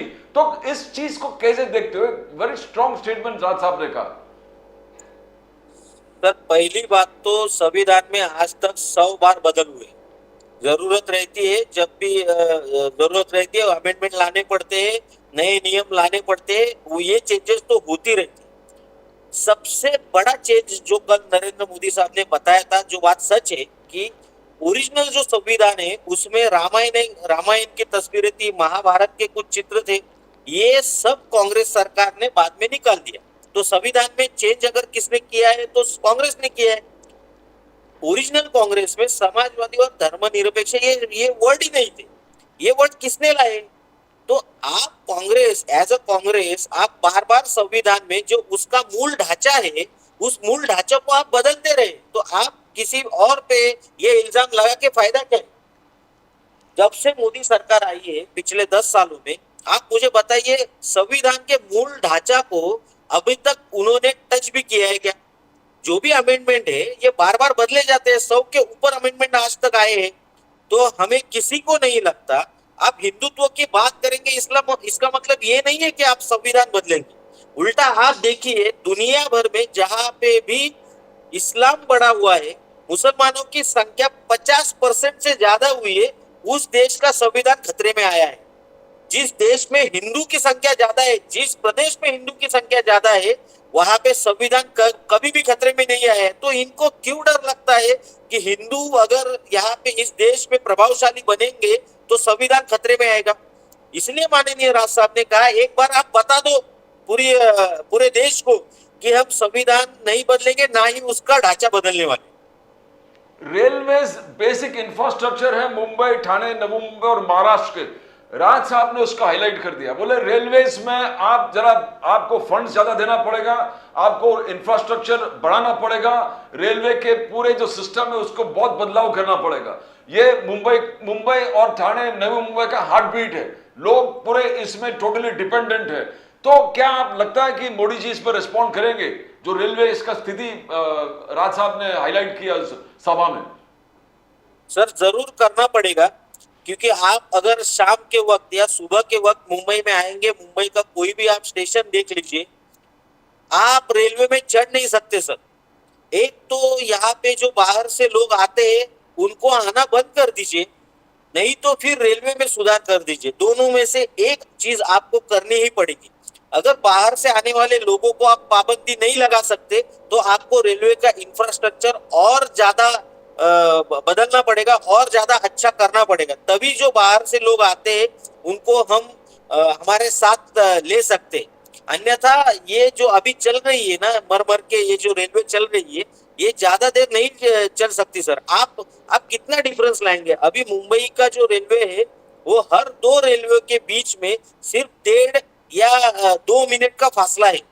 आप कितने रेल बढ़ाएंगे? आप क्या हर 10 सेकेंड में नई रेल लाएंगे वहां पे पटरी पे? ये तो पॉसिबल नहीं है। तो आपको एक तो उसके लाइंस बढ़ाने पड़ेंगे, नहीं तो वर्टिकल जो हम कहते हैं वो रेल आपको लानी पड़ेगी, उसके लिए पैसा लगेगा और ये पैसा केंद्र को देना पड़ेगा, क्योंकि रेलवे केंद्र के अंदर आता है। इसलिए उन्होंने ये डिमांड माननीय नरेंद्र मोदी जी के पास की थी। लेकिन एक चीज़ तो है कि जहाँ तक के लोकल नेटवर्क का प्रश्न है उसको अभी तक अपग्रेड नहीं किया गया है। इतने सालों से मेट्रो रेलवे लेकर के आ रहे हैं हम लोग, रोड्स लेकर के आ रहे हैं, फ्लाईओवर्स लेकर के आ गए, कोस्टल रोड बन रही है, ब्रिजेस बन रहे हैं, लेकिन जो मेन चीज़ है, मेन चीज़ जो है, जो मेन असली चीज़ जो है वो it is the local network. तो उसको अपग्रेड करने में लोगों को हिचकिचाहट क्यों है? क्योंकि एक पहले भी प्रपोजल आया था, एमएनएस की तरफ से ही आया था कि अभी जो लोकल ट्रेन चलती है उसके ऊपर एक और एलिवेटेड ट्रेन चले, बड़े आराम से हो जाएगा सब कुछ, सबसे सस्ता, सुंदर और टिकाऊ तरीका वो है। तो उसके ऊपर काम क्यों नहीं करते? चले सर ये जो आपने अभी बात कही है एकदम दुरुस्त बात है। हमारी डिमांड ही वही है कि आप एलिवेटेड ट्रेन लाओ, लेकिन उसके लिए जो पैसा लगेगा सर वो केंद्र को ही देना पड़ेगा, क्योंकि ये सब केंद्र के अंदर आता है। महाराष्ट्र सरकार के अंदर लोकल ट्रेन भी नहीं आती, ये ट्रेन भी केंद्र के अंदर आते, तो उनको ही पैसा देना पड़ेगा। या तो फिर आप महाराष्ट्र सरकार के साथ कोलैबोरेशन में इस तरीके का कुछ नेटवर्क खड़ा कर सकते हैं, लेकिन उसके लिए जो विल पावर चाहिए, ये विल पावर केंद्र से ही, जो हमें विश्वास है मोदी जी जरूर इस पे ध्यान दे देंगे। क्योंकि मेट्रो में या बाकी सब चीजों से कितने लोग जाएंगे? सर अगर इसका मूल जो है वो एक ही है, जो माननीय राज साहब ने पूना के सभा में भी कहा था, कोंकण के सभा में भी कहा था, आप बाहर से आने वाले लोगों को कम करो या रोको उनको मुंबई में। मुंबई आइलैंड है, मुंबई कोई जमीन नहीं है, ये तो आइलैंड है, इस पे ये ज्यादा जोर ले ही नहीं सकती। आप कितना वर्टिकल करेंगे सर, कितने नहीं कर टावर्स बनाएंगे? नहीं कर सकते। हर जमीन की, हर आइलैंड की एक खुद की ताकत रहती है ये सब सहने की। मुंबई अभी इससे बहुत बाहर निकल चुकी है, इससे आगे निकल चुकी है। अभी आपको एक तो ये सब जो बाहर के हैं उनको रोकना पड़ेगा, या मुंबई में जो एक्स्ट्रा पॉपुलेशन बढ़ रहा है वो आपको बाहर निकालना पड़ेगा। इसीलिए ये जो चालू है ना, दूसरी मुंबई, तीसरी मुंबई, चौथी मुंबई, ये इसीलिए चालू है क्योंकि मुंबई अभी लोगों का जो वजन है वो सह नहीं पाएंगी सर, इंफ्रास्ट्रक्चर सह नहीं पाएंगे अभी इससे ज्यादा। जी, लेकिन जहां तक के ओवरऑल इंफ्रास्ट्रक्चर का प्रश्न है मुंबई में, सबसे बड़ी बात है, ये राज ठाकरे साहब न जाने कितनी मर्तबा बोल चुके हैं कि हम लोग बस कोलैप्स करने वाले हैं। सीधी बात है, आज की तारीख में जो मुंबई का इंफ्रास्ट्रक्चर है वो और ज्यादा भार नहीं ले पाएगा। जहां पर सिर्फ 15 या 20 लोग रहा करते थे, जैसे बंगले हुआ करते थे, आज वहां बिल्डिंग बन गई है, वहां पर 300 लोग रह रहे हैं, 400 लोग रह रहे हैं, 150 लोग रह रहे हैं। Water supply, sewage, parking, roads, ये कहां से आएंगे? तो इसका विजन सिर्फ और सिर्फ राज ठाकरे जी के पास है और कोई पार्टी इसके बारे में बात नहीं करती है। क्या जब राज ठाकरे साहब ने ये बात की, क्या नरेंद्र मोदी जी का रिस्पॉन्स पॉजिटिव था, या पहले जब उनकी बात हुई है क्या कोई पॉजिटिव रिस्पॉन्स उधर से मिला है? चिले साहब। सर जितना हम माननीय राज साहब को पहचानते हैं, हमें मालूम है इसका पॉजिटिव रिस्पांस आने के बाद ही उन्होंने उनको अनकंडीशनल सपोर्ट किया है, अन्यथा वो नहीं करते थे। और ये अनकंडीशनल सपोर्ट ही हम आपको बताते हैं महाराष्ट्र में फंड लाएगा, महाराष्ट्र में डेवलपमेंट लाएगा, महाराष्ट्र में इंडस्ट्रियल मूवमेंट लाएगा। आज हम आप बताइए ना, इंडी पे अगर हम भरोसा करेंगे तो इंडी में ऐसा कौन है जो महाराष्ट्र के बारे में सोचेगा? ये खुद के राज्य के बारे में नहीं सोच सकते। ये मुलायम सिंह यादव, ये यूपी का अभी तक डेवलपमेंट नहीं कर सका।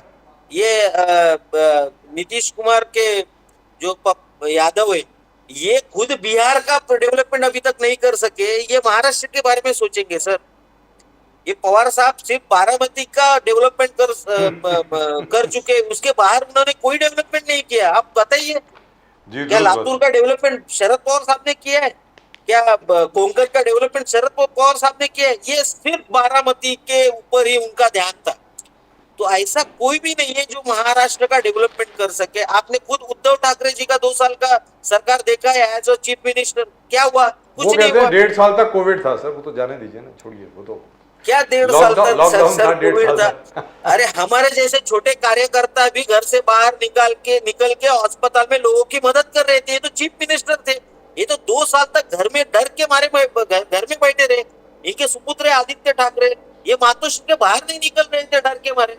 तो ये डरपोक लोग क्या महाराष्ट्र का ख्याल रखेंगे? क्या महाराष्ट्र के लिए सोचेंगे? कोंकण में क्या इनके प्रति सिंपैथी है? बिकॉज एक बातें फैला जा रहा है कि उद्धव ठाकरे जी के प्रति लोग बहुत सिंपथाइज कर रहे हैं और ये सिंपथाइज वोट्स में बदली हो जाएगा और वोट्स इनको भयंकर बहुत जबरदस्त तरीके से मिलेगा और कोंकण में अच्छा परफॉर्मेंस होगा उद्धव ठाकरे जी का।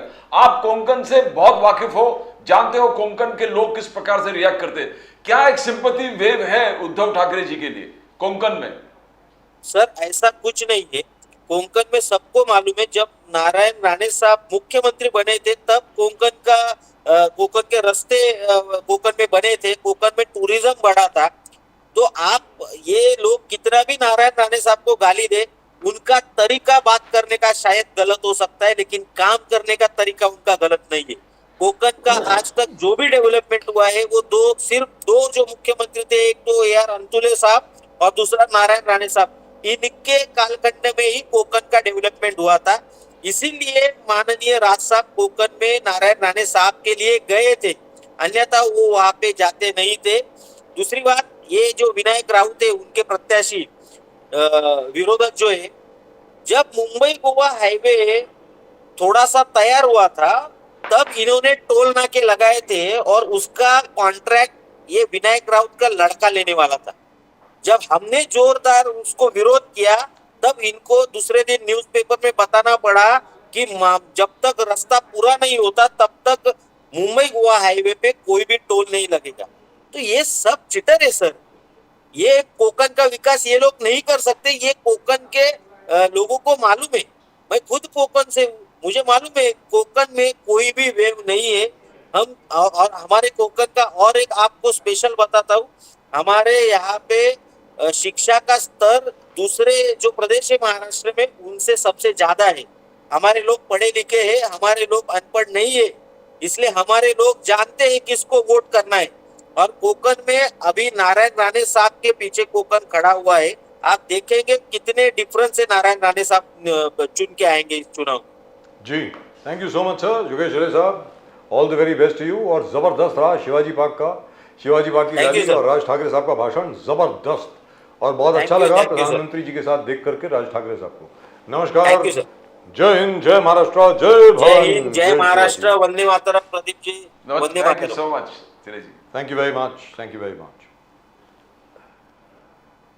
Right, another moment with us from the BJP. We have our old friend, Mr. Shailesh Pandey. Shailesh Pandey ji, नमस्कार।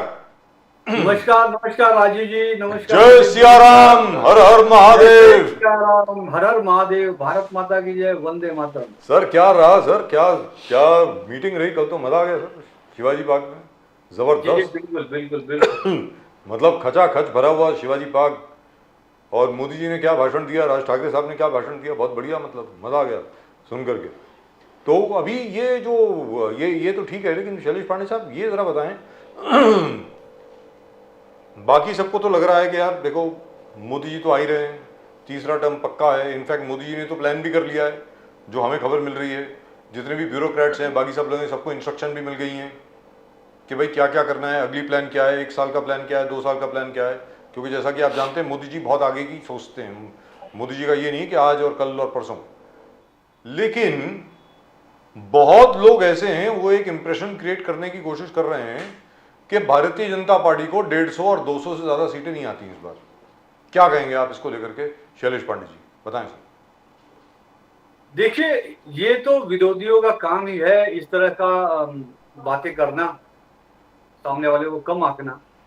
लेकिन आपने खुद देखा होगा राजीव जी कल जो शिव तीर्थ पर छत्रपति शिवाजी पार्क में जी जो जन सैलाब मुंबई का उमड़ा, जी, देश की यशस्वी प्रधानमंत्री आदरणीय नरेंद्र मोदी जी को सुनने के लिए, मानना पड़ेगा। और कल वहां पर सोने पे सुहागा ये हुआ।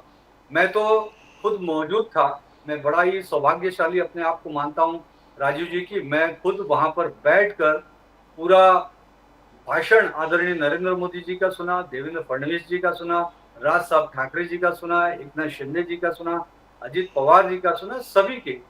और बड़ा ही आत्मीयता से मैंने देश के यशस्वी प्रधानमंत्री आदरणीय नरेंद्र मोदी जी की बातों को सुना, और बड़ा ही भाव विभोर हुआ मैं, बड़ा ही मुझे रोमांच हुआ मेरे अंदर। और वहां पर जो लाखों की संख्या में जन सैलाब उमड़ा था, वो भी जिस प्रकार के नारे वहां पर लग रहे थे, मोदी मोदी मोदी, सारा छत्रपति शिवाजी पार्क मैदान मोदी मोदी के नारों से गूंज गया। और सोने पे सुहागा ये हुआ कि राज साहब ठाकरे जी और नरेंद्र मोदी जी 21 साल के बाद छत्रपति शिवाजी महाराज पार्क में वहां पर एक साथ इकट्ठे आए, और दोनों का उद्बोधन सुनने के बाद बड़े ही रोमांचित हुए महाराष्ट्र के लोग। बड़े ही एक तरह का उनके अंदर साहस और शौर्य भर गया, जिस तरह की बातें राज साहब ठाकरे और आदरणीय देश के प्रधानमंत्री नरेंद्र मोदी जी ने जी। और मुंबई में जो ये बिगुल बजाया गया, मैं यकीनन कहता हूं कि 6 की 6 सीटें मुंबई की भारतीय जनता पार्टी, शिवसेना अलायंस और महायुति की आ रही है। एक बार जो फिर लोग भी कुछ भी बात कर रहे हैं, मतलब एक बार फिर 4 2019 में भी आई थी, मतलब अभी भी आएंगी, कहने का मतलब ये हुआ। अभी भी आएंगे, 100% आएंगे और अच्छे जबरदस्त। मार्जिन से आएंगी, अच्छे मार्जिन से आएंगी। और सर शिवाजी पूरे महाराष्ट्र के बारे में क्या कहेंगे जनता आप? के जन सैलाब ने, जन आशीर्वाद ने ये बता दिया कि 6 की 6 सीटें बड़े मार्जिन से जी भारतीय जनता पार्टी और शिवसेना की आ रही है। और चूंकि उसके अंदर अब मनसे के राज साहब ठाकरे जी, उनकी पूरी मनसेना और सभी उसमें बड़े ही दिलदारी से, बड़े ही आत्मीय भाव से साथ में जुड़े हुए हैं। तो शैलेश और जी ये साथ पूरे में महाराष्ट्र में, महाराष्ट्र और मुंबई के विकास के लिए जुड़ना हुआ। तो पूरे महाराष्ट्र में 48 सीटें हैं सर, 48 सीट्स। पिछली बार आपकी और जी। शिवसेना की 41 सीटें आई थी, 41। आपकी 23 सीटें थी और शिवसेना की 18 थी। इस बार कितनी आ रही हैं सर, वो भी बता दें जरा। राजू जी, मैं पूरी यकीन से कहता हूं कि इस बार हमारी 48 से ज्यादा, 48 में से 45 सीटें भारतीय 45 we seem to have lost it. Janata party Shiv Sena जीती है। 45 सीट, 45 सीटें हम इस बार जीतेंगे। क्या बात है मेरा सर, पांडे जी, जबरदस्त। बहुत मोदी साहब ने कल कहा कि ट्रिपल तलाक को हमने हमेशा के लिए तलाक कर दिया। आर्टिकल 370 को हमने के दीवार को हमने दफना दिया, कब्रिस्तान में दफना दिया, और इतना दफना दिया कि वापस ना आर्टिकल 370 को वापस रोल बैक करेंगे, ना ट्रिपल तलाक को वापस रोल बैक करेंगे। हम यूसीसी भी, यूनिफॉर्म सिविल कोड लाएंगे। सीए 14 रिफ्यूजीज को सर्टिफिकेट इशू हो गया, सीए भी वापस नहीं आएगा कोई भी। और मोदी जी ने आगे जाके डायलॉग के हिसाब से ड्रामेटिक कहा, कोई माइकलाल पैदा नहीं हुआ जो सीएए को वापस लेके आ सकता है। शैलेश पाटिल जी, बहुत स्ट्रॉन्ग स्टेटमेंट दिया है प्राइम मिनिस्टर मोदी जी ने। जी बिल्कुल, और ये जो उनका इतना साहस भरा, विश्वास भरा और निडर स्टेटमेंट रहा, वो ये देश की जनता को एक विश्वास दिलाने का काम देश के यशस्वी प्रधानमंत्री जी ने किया। क्योंकि इस वक्त कांग्रेस पार्टी और एनडीए अलायंस झूठ फैला रही है पूरे देश में, और आप देखे होंगे कि किस तरह से कांग्रेस पार्टी ने कहा कि हम वापस आएंगे तो 370 हटाएंगे, हम वापस आएंगे तो सीए हटाएंगे। एक तरह का भ्रम कांग्रेस पार्टी पूरे देश में फैला रही है, और उस भ्रम को तोड़ने का काम देश के यशस्वी प्रधानमंत्री आदरणीय नरेंद्र मोदी जी ने हमारे आराध्य छत्रपति शिवाजी महाराज की धरती से दिया है, इस शूर वीर धरती से दिया है।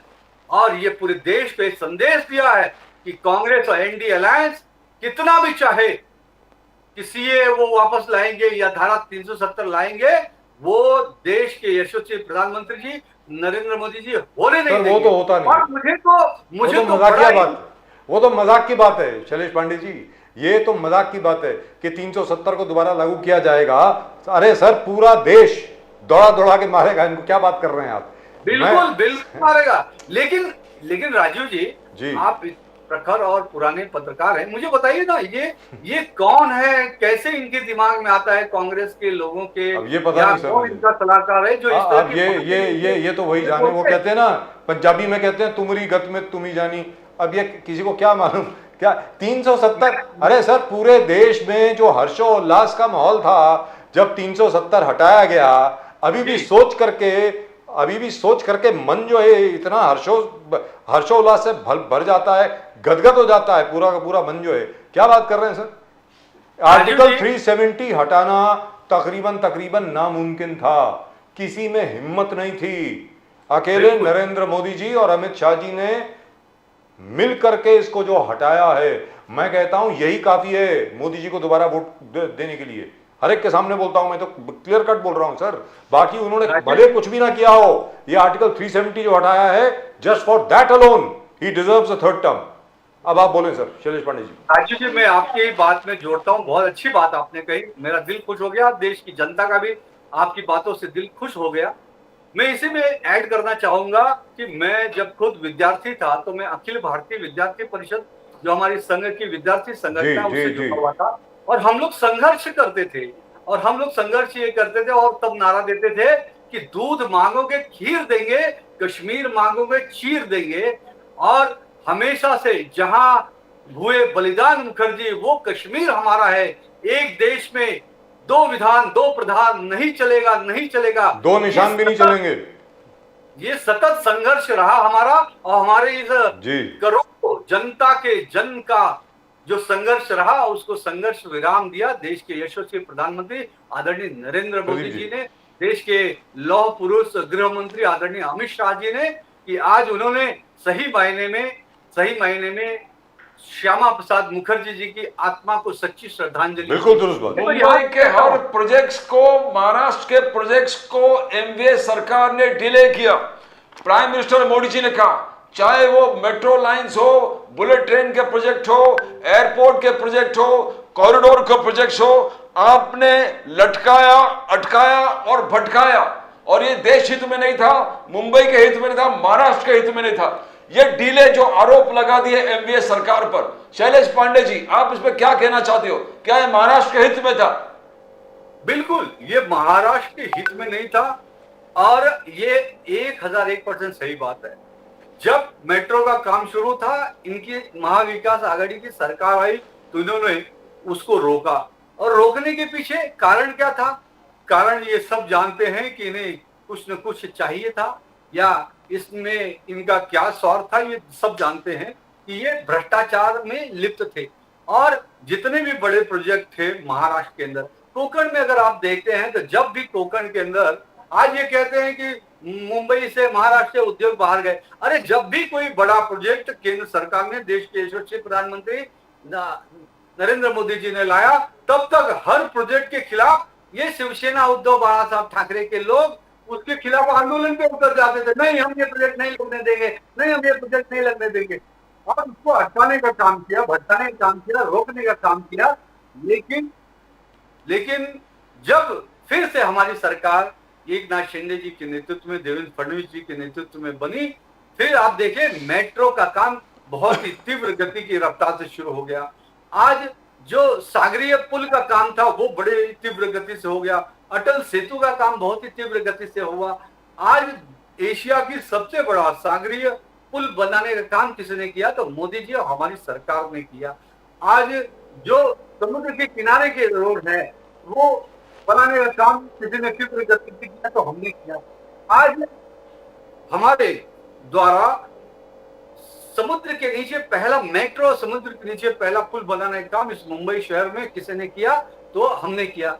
मेट्रो के लिए तो देवेंद्र फडणवीस जी को मेट्रो मैन तक देश की जनता और महाराष्ट्र की जनता, मुंबई की जनता कहती है। और लेकिन सर, वो आरामको का जो प्रोजेक्ट है अभी तक शुरू नहीं हुआ। बहुत काम हुआ था, लेकिन इन्होंने हर जगह उसको रोकने का काम किया, और रोकने के पीछे इनका एक ही नियत था। जैसे 100 करोड़ वसूली में इनके गृह मंत्री पकड़े गए थे कि इनको तो वसूली करनी थी। अरे इन्होंने तो उस वक्त देश के सबसे बड़े उद्योगपति पांडे जी, चलिए वो तो थोड़ा उनके खिलाफ षड्यंत्र कर दिया गया था।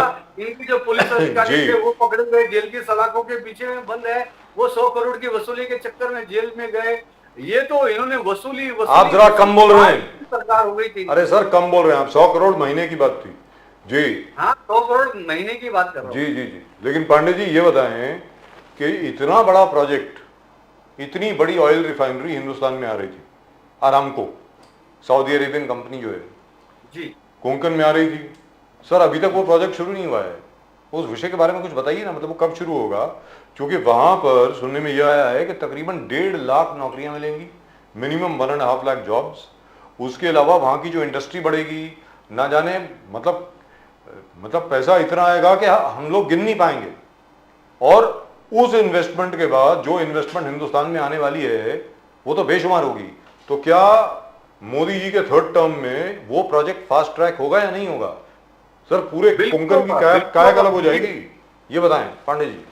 राजीव जी, देश के यशस्वी प्रधानमंत्री आदरणीय विश्व नेता नरेंद्र मोदी जी इस देश के एकमात्र ऐसे प्रधानमंत्री हैं कि जिनके हाथों से जिस विकास कार्य का नारियल फूटा, भूमि पूजन हुआ, और उन्हीं कार्यकाल में उसका उद्घाटन भी हुआ। ऐसे अनेक उदाहरण हैं, जैसे अटल सेतु हुआ, या और भी जो भी इंफ्रास्ट्रक्चर डेवलपमेंट के हाईवेज के काम हुए, बहुत सारे इंफ्रास्ट्रक्चर डेवलपमेंट के विकास के कार्य नरेंद्र मोदी जी ने उसका उसका भूमि पूजन किया, उसका शुभारंभ भी उन्होंने किया। उसी तरह से जैसे ही देश के प्रधानमंत्री तीसरी बार देश के प्रधानमंत्री बनेंगे, मोदी शैलेश पांडे जी, प्रियंका गांधी बड़े का से बड़े कहना है कि प्रोजेक्ट आप करेंगे। पे लोग विश्वास नहीं करते, आप पे इसलिए लोग विश्वास नहीं करते कि 15 लाख आपने बोला था और कुछ महीनों के बाद आपने कहा ये जुमला था, ये जुमला। तो आपका हर बात को लोग जुमला मानते हैं, प्रियंका गांधी। और प्रियंका गांधी, राहुल गांधी कह रहे हैं हमारे जो 5 न्याय है, 5 न्याय 25 गारंटी लोगों को भाया है। महालक्ष्मी योजना, 1 लाख रुपया हम गरीब महिलाओं को देंगे, 25 लाख का हेल्थ इंश्योरेंस हम गरीब श्रमिक वर्कर्स को दे रहे हैं, 30 लाख भर्ती जो आपने नहीं किया, फर्स्ट कैबिनेट में राहुल गांधी जी करेंगे। तो ये सब लुभावना है, ये सब लोग प्रियंका गांधी का कहना चाहते हैं, ये मुद्दे की बात है। और आप हमेशा हिंदू मुसलमान करते रहते हो। पांडे जी देखिए नाम्बियर जी, ये कांग्रेस का जो बातें, ये हवाई बातें कहता हूं। और देश हवाई बातों से नहीं चलता है, देश तथ्यों से चलता है। देश की अर्थव्यवस्था क्या है, अर्थनीति क्या है, उससे चलता है। आज नरेंद्र मोदी जी के नेतृत्व में जो अर्थव्यवस्था मजबूत किया है कि आज 11वें नंबर पे कांग्रेस ने इस देश की अर्थव्यवस्था को छोड़ा था। 11वें पायदान से 10वां, 9वां, 8वां, 7वां, 6वां, 5वें नंबर पर देश की अर्थव्यवस्था को लाने का काम यशस्वी प्रधानमंत्री नरेंद्र मोदी जी ने किया है। और उनकी यह गारंटी है कि आने वाले 2 साल के अंदर देश, भारत दुनिया का तीसरा सबसे बड़ा अर्थव्यवस्था बनेगा। देश 2047 तक सबसे बड़ा विकसित भारत बनेगा, विश्वगुरु बनेगा। ये नरेंद्र मोदी जी की गारंटी है। और रही बात कांग्रेस की, कांग्रेस सिर्फ तथ्यहीन हवाई बात करती है। आज देश के यशस्वी प्रधानमंत्री ने गारंटी दी थी, गारंटी से भी ज्यादा जो नहीं बोला था वो भी करके दिखाया। देश के 25 करोड़ से ज्यादा गरीबों को गरीबी रेखा से ऊपर लेके आए। आज देश में 4.5 करोड़ से ज्यादा जिनके पास घर नहीं था, सर पे छत नहीं था, उनको घर देने का काम किया। देश के 11 करोड़ से ज्यादा जिनके पास शौचालय नहीं थे, उनको शौचालय बना कर दिया। देश में घर घर जल पहुंचाने का काम कर रहे। देश में 10 करोड़ से ज्यादा माताओं बहनों के घरों में सब्सिडी से उज्ज्वला गैस देकर उनके आंखों में लगने वाले धुओं को कम किया। देश के अंदर आज महिला सशक्तिकरण के लिए 33% का आरक्षण लेके आए। देश के अंदर धारा 370 को हटाए। देश में सीएए लागू करके देश के बाहर रह रहे हिंदू, जैन, बौद्ध, सिख, क्रिश्चियन जो माइनॉरिटीज में है, जो प्रताड़ित थे, उनको देश की नागरिकता देकर उनको भी खुशहाल जीवन जीने के लिए उनको भी मुख्य धारा से जोड़ने का काम किया। लेकिन और पांडे जी, अनेक काम देश के यशस्वी प्रधानमंत्री ने लेकिन किए पांडे हैं। जी यहाँ पर आपके खिलाफ जो आरोप लगता है वो ये लगता है कि भाई उज्ज्वला गैस योजना जो है वो बहुत जबरदस्त स्कीम है, मानते हैं आपने बहुत बढ़िया काम किया, हर एक को गैस सिलेंडर दे दिया, चूल्हा भी दे दिया, लेकिन अगला गैस सिलेंडर बेचारे कहाँ से खरीदेंगे? उनकी हालत खराब है, पैसे नहीं है उनके पास अगला गैस सिलेंडर खरीदने के लिए, तो उसका क्या करेंगे वो जरा बताएं। नहीं, ऐसा नहीं है कि सभी की हालत खराब है। देखिए, आज आदमी का अगर खर्चा 1 रुपया बढ़ रहा है तो आमदनी भी 1-1.5 रुपया बढ़ रहा है, और उस आमदनी के हिसाब से वो उस पर भी ये सर्वाइव कर रहे हैं। आने वाले समय में हमारी सरकार, मोदी सरकार, उस पर भी और हम ज्यादा सब्सिडी कैसे दे सकते हैं, इस पर भी विचार करेंगे। माताओं, तो सर ये बात जरा क्लियर कर दें।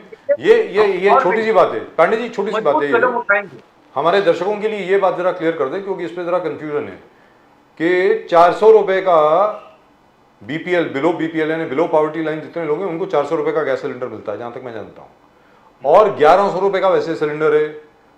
तो ये 400 रुपए का सिलेंडर असल में मिल रहा है या नहीं मिल रहा, या जो लोग गरीबी रेखा के नीचे हैं उनको भी 1100 रुपए देने पड़ते हैं, या 900 रुपए देने पड़ते हैं, या 800 रुपए देने पड़ते हैं सिलेंडर के लिए?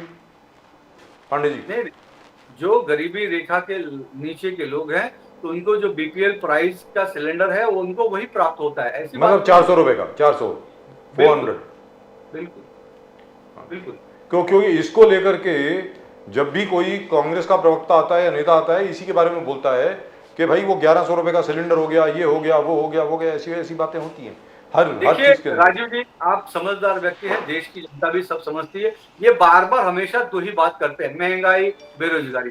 लोगों को लगता है कि इनको लगता है कि कोई इस पे जवाब मैं ऐसा प्रवक्ता हूं छाती ठोक के पूरे दम से। आप महंगाई और बेरोजगारी पे चाहिए तो, और ये जो कहते हैं हिंदू मुसलमान करते हैं, मैं नहीं बात करता हूं, चलो हिंदू मुसलमान में महंगाई पे बात कर लीजिए मेरे से, बेरोजगारी पे और रोजगार पे बात कर लीजिए। आज बताइए, पहले जो लोगों की पगार थी वो पगार मतलब 10,000 थी, तो आज उनकी पगार 20,000 हुई है कि नहीं? डबल आपका इनकम सोर्स बढ़ा है कि नहीं बढ़ा है? तो उस हिसाब से महंगाई की दर भी हल्की फुल्की बढ़ी है। महंगाई भी आप अगर पहले देखेंगे तो पहले जो महंगाई थी उससे उसकी तुलना में, कांग्रेस की सरकार की तुलना में, हमारी सरकार की तुलना में हमने महंगाई दर को भी बहुत कंट्रोल किया हुआ है। और रही बात रोजगार की, तो मोदी जी ने जैसे जितने बहुत सारे लाखों लाखों सरकारी रोजगार तो देश के युवाओं को, नौजवानों को दिया ही है, उसके साथ ही मोदी जी ने देश के अंदर इंफ्रास्ट्रक्चर का डेवलपमेंट किया। बहुत सारे हाईवेज बने, बहुत सारे एम्स बने, बहुत सारे उद्योगपतियों का शैलेश पांडे जी, आपने 16 लाख करोड़ कर्ज माफी किया है। 16 लाख करोड़ उद्योगपतियों का कर्ज माफी किया। गरीब किसान का 50,000 के लिए आप पीछे पड़ जाते हो। किसान मजबूरी से सुइसाइड कर रहा। किसान कर्ज माफ आपके एजेंडा में नहीं है, मोदी साहब के एजेंडा में नहीं है। ये एजेंडा है सिर्फ राहुल गांधी जी के 5 न्याय में, जो किसान न्याय की बात करते हैं, वो किसान न्याय, किसानों को हम न्याय देंगे, किसान और पूरे जीएसटी कैसे किस प्रकार, तो ये किसानों के प्रति आप ये दुर्व्यवहार कैसे आप जस्टिफाई कर सकते हो? दुर्व्यवहार तो कर ही रहे, कांग्रेस का कहना है। मैं कांग्रेस की इस बात को सरासर झूठ का पुलिंदा मानता हूं, क्योंकि उनका बात इसलिए इस तरह से गलत है क्योंकि प्रधानमंत्री जी ने देश में पहली बार किसान सम्मान निधि देने का कार्य किसी ने शुरू कराया, तो वो डंके की चोट पर देश के यशस्वी प्रधानमंत्री आदरणीय नरेंद्र मोदी जी ने किया। देश के यशस्वी प्रधानमंत्री नरेंद्र मोदी जी किसानों को देश का रीढ़ की हड्डी मानते, किसानों के विकास के लिए, किसानों की सुरक्षा के लिए वो उन्होंने अनेक कदम उठाए। जिस तरह से केंद्र सरकार के द्वारा 6,000 रुपए सालाना किसान सम्मान निधि दिया जा रहा है, उसी तरह से जहां जहां भारतीय जनता पार्टी की राज्य सरकार है, राज्य सरकार के माध्यम से भी 6,000 रुपया, यानी केंद्र का 6,000, राज्य का 6,000, कुल मिलाकर 12,000 रुपया देश के किसानों को सम्मान निधि दिया जा रहा है। ये पहली बार हुआ है देश के अंदर किसानों को संबल देने के लिए, किसानों को सुरक्षित करने के लिए, किसानों को आगे बढ़ाने के लिए, उनकी सुरक्षा रक्षा के लिए, उनके उत्थान के लिए। उसके साथ ही आज देखें तो जो कृषि नीति किसानों के लिए बनाई गई है देश के अंदर, चाहे वो सॉइल कार्ड हो, चाहे किसान क्रेडिट कार्ड हो, चाहे किसान के लिए इंश्योरेंस की सारी व्यवस्था की गई है, ये देश में पहली बार ऐसा हुआ है। देश के अंदर कृषि क्षेत्र में अनुसंधान को बढ़ावा देने का काम अगर किसी ने किया तो वो देश के आदरणीय प्रधानमंत्री नरेंद्र मोदी जी ने किया है कृषि क्षेत्र में। वरना अनुसंधान के नाम पर यहाँ पर 0 सन्नाटा कांग्रेस के राज में देखा जाता था। इनके राज में तो किसान नहीं, युवा नहीं, महिला नहीं, इनको तो देश के सिर्फ और सिर्फ तुष्टिकरण नीति करने के अलावा इनको और कुछ समझ में नहीं आता था। अरे ये तो ये भी कहते थे मनमोहन सिंह जो प्रधानमंत्री थे कि देश के जो संसाधन है उसका पहला हक माइनॉरिटी, और उस माइनॉरिटी में मुसलमानों का है। ये कहकर ये क्या किसानों का अपमान नहीं किया था कांग्रेस पार्टी ने? ये क्या महिलाओं का अपमान नहीं किया था कांग्रेस पार्टी ने? ये क्या देश के युवाओं का अपमान नहीं किया था कांग्रेस पार्टी ने? क्या एसटी, एससी, ओबीसी, दलित, आदिवासी, पिछड़े समाज का अपमान नहीं किया कांग्रेस पार्टी ने? आज इनका ये षड्यंत्र जो है कि एससी, एसटी, ओबीसी समाज का रिजर्वेशन निकालकर 5% जो कर्नाटक, आंध्र प्रदेश में मुसलमानों को आरक्षण दिया, वो सरासर गलत है। क्योंकि देश का संविधान ये कहता है, डॉक्टर बाबा साहब अम्बेडकर जी का संविधान ये कहता है कि संविधान धर्म के आधार पर, लेकिन पांडे जी, और इन्होंने धर्म के आधार पर एक पर्टिकुलर तुष्टीकरण करने के लिए एक पर्टिकुलर माइनॉरिटी को इन्होंने ये जो रिजर्वेशन दिया है, हमारी सरकार मोदी जी की आएगी वो सारे 5% के माइनॉरिटी के मुसलमानों के रिजर्वेशन, वो केस तो वैसे भी सुप्रीम कोर्ट में है सर। जो रिजर्वेशन एससी, एसटी, ओबीसी यानी कि दलित समाज, पिछड़ा समाज, ओबीसी समाज, गरीब है, गरीबों के लिए ये सर वो सुप्रीम कोर्ट में केस चल रहा है सर, वो आप कर्नाटका की जो बात कर रहे हैं सुप्रीम कोर्ट में केस है, उस पर वैसे भी स्टे लग गया है, वो दे नहीं पाए, उस पर स्टे लगा हुआ है। लेकिन पांडे देने भी जी नहीं देंगे सर। जी जी राजीव लेकिन पांडे जी ये बताएं, अब ये जो कर लिया वो कर लिया, अब इनको हम गलत पे गलत करने नहीं देंगे। देश की लेकिन जनता अब करने शैलेश नहीं पांडे देगी। जी अब ये बता आपने- दें कि अभी चुनाव में ये देखा गया है, सर एक सेकंड, हाँ, चुनाव में ये देखा गया है कि बहुत ज्यादा तादाद में, देखिए एक तो वोटिंग का जो स्तर है वो जरा कम हुआ है, वोटिंग परसेंटेज जरा कम हुई है, मैं उम्मीद करता हूं। और फिर मेरी अपील है हमारे सभी दर्शकों से कि भैया मंडे को वोटिंग है, मुंबई में सब लोग आ जाओ, छुट्टी उट्टी जाने की कोशिश मत करना, हम भी आएंगे तुम्हारे घर में देखने के लिए कौन कौन लोग भाग गए, समझे कि नहीं, सीधा आइए वोटिंग कीजिए। ये मैं ये समझता हूं कि वोटिंग कंपलसरी होनी चाहिए, भले आप नोटा ही दबाएं, कुछ भी दबाएं, जिसने अगर वोट नहीं किया है उस पर टैक्स पेनल्टी लगनी चाहिए, ये मेरा मानना है। चलो ये तो होगा नहीं वैसे, लेकिन सर ये देखा गया है कि अल्पसंख्यक समूह जो है वो बड़ी तादाद में निकल रहा है वोटिंग करने के लिए, और ये कहा जा रहा है कि शायद इनके सबके जो वोट हैं वो सारे के सारे कांग्रेस की तरफ जाएंगे, यानी एंटी बीजेपी वोट है।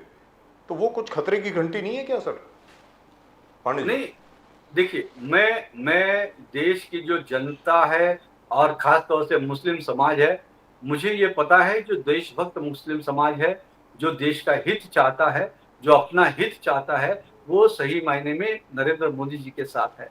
क्योंकि नरेंद्र मोदी जी ने कभी भी भेदभाव करके कोई भी विकास का काम नहीं किया। जी नरेंद्र मोदी जी ने सबका साथ, सबका विकास, सबका विश्वास और सबका प्रयास, इस मूल मंत्र पर काम किया।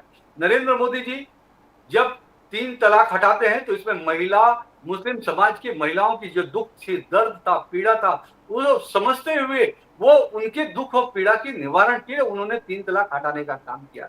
नरेंद्र मोदी जी जब रोड के हाईवे रोज के 38 किलोमीटर बना रहे तो उस हाईवे पे चलने वाला जो नागरिक है वो देश का मुसलमान भी है।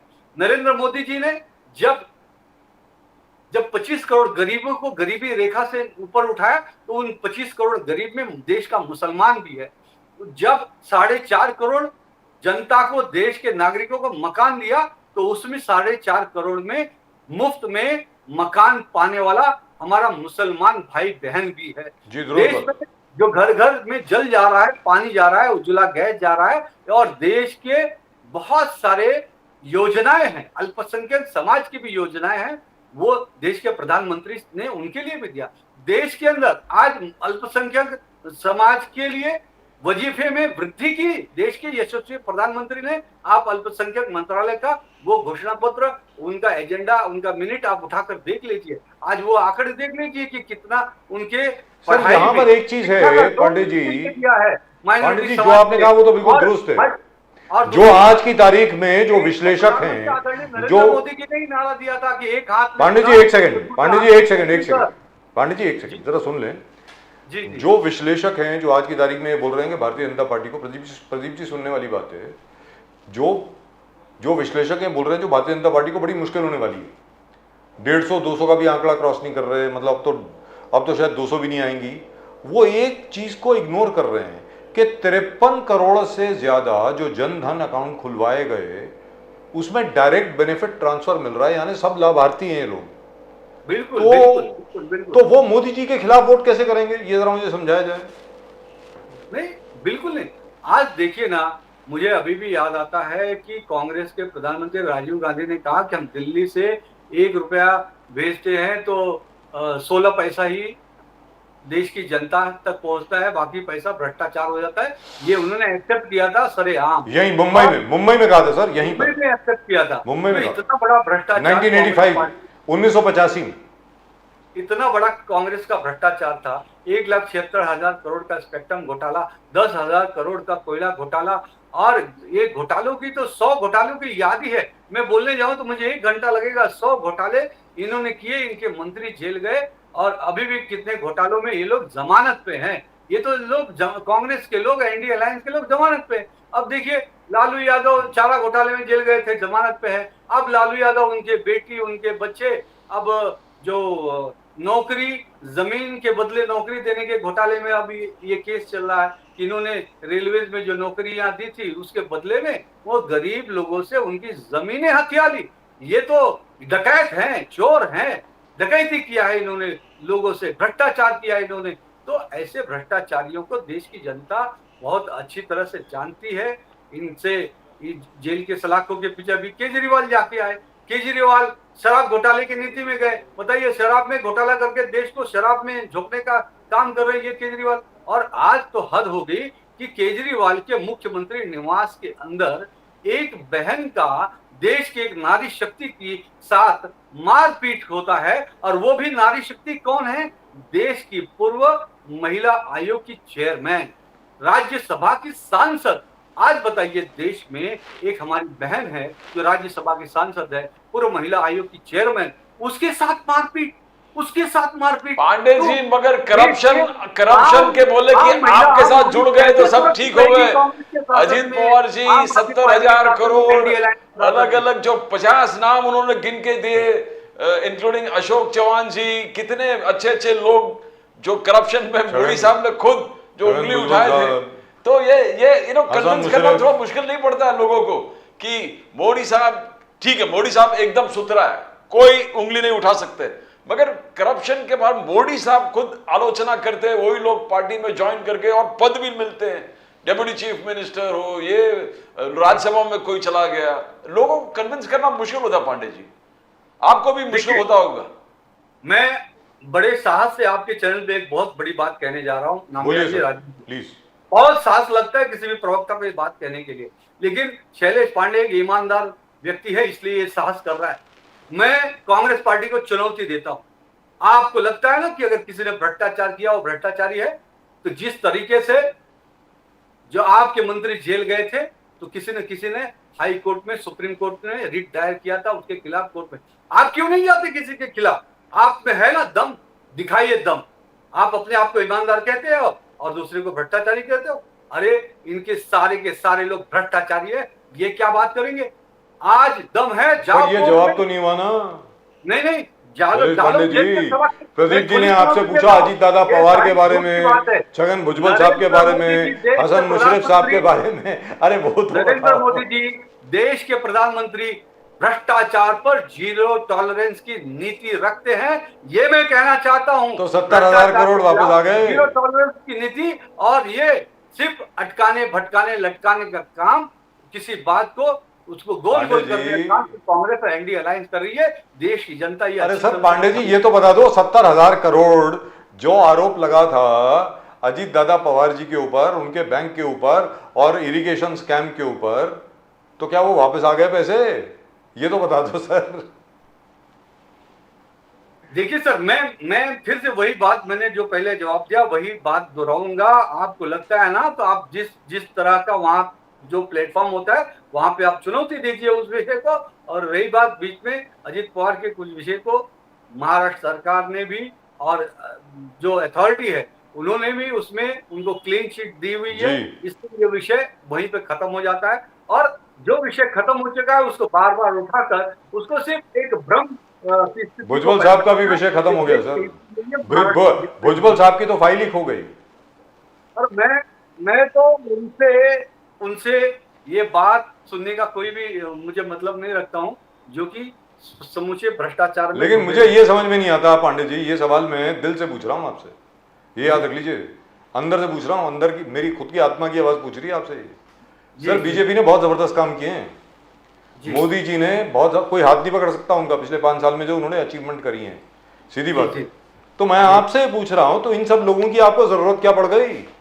सर आप तो खुद ही सक्षम हैं। 2014 के बाद जब 2019 में चुनाव हुए, हमने खुद बोला, ये तो मेरे खुद के शब्द हैं देवेंद्र फडणवीस जी को, बड़े पुराने दोस्त हैं मेरे। सबसे पहली बार देवेंद्र फडणवीस जो टेलीविजन इंटरव्यू उनका था वो मेरे शो में आया, आरकेबी शो में, सहारा में। सबसे पहला इंटरव्यू था उनका देवेंद्र फडणवीस जी का, जब वो नागपुर में थे।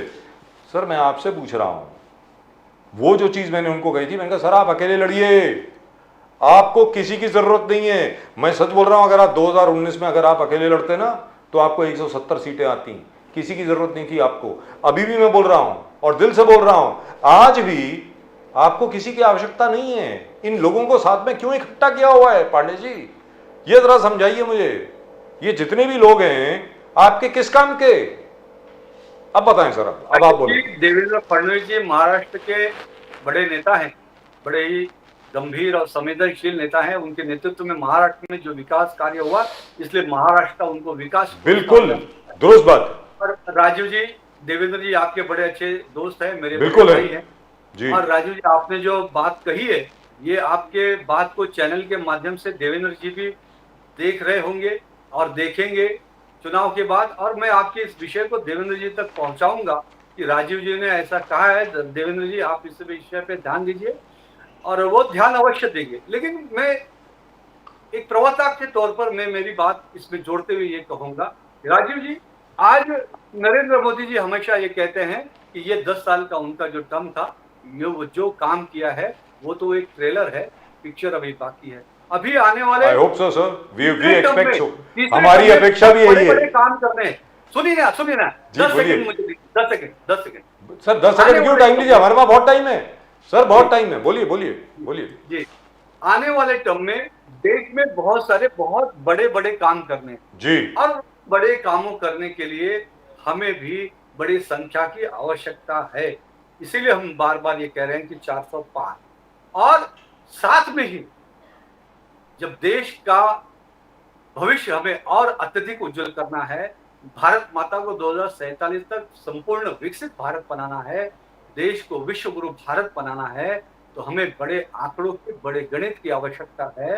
तो उसके लिए अगर कोई भी पार्टी, कोई भी गठबंधन में सामने से आकर हिस्सा बनता है या किसी को हम ले पाते हैं, तो ये समय की स्थिति, परिस्थिति, काल की आवश्यकता होती है।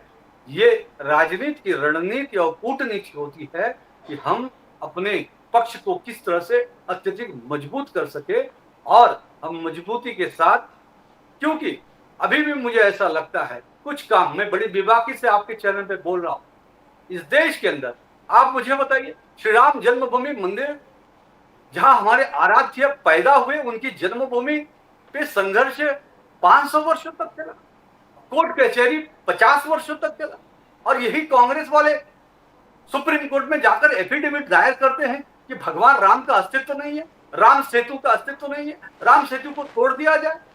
तो जिस प्रकार से देश के यशस्वी प्रधानमंत्री आदरणीय नरेंद्र मोदी जी के नेतृत्व में उनके द्वारा भगवान श्री रामचंद्र जी का मंदिर का निर्माण किया गया, तो वही तभी संभव था जब हमारी मेजॉरिटी हम पे में, और अत्यधिक मेजॉरिटी के लिए अभी काशी बाकी है, मथुरा बाकी है, अनेक मंदिर बाकी हैं जहां हमारी लड़ाई सर पूरे मलाबार कोस्ट पे कोई 200 के करीब शिवालय हैं और शिव मंदिर हैं जो कि टीपू सुल्तान ने तोड़े थे, उनको हाँ। वापस रिपेयर करना है।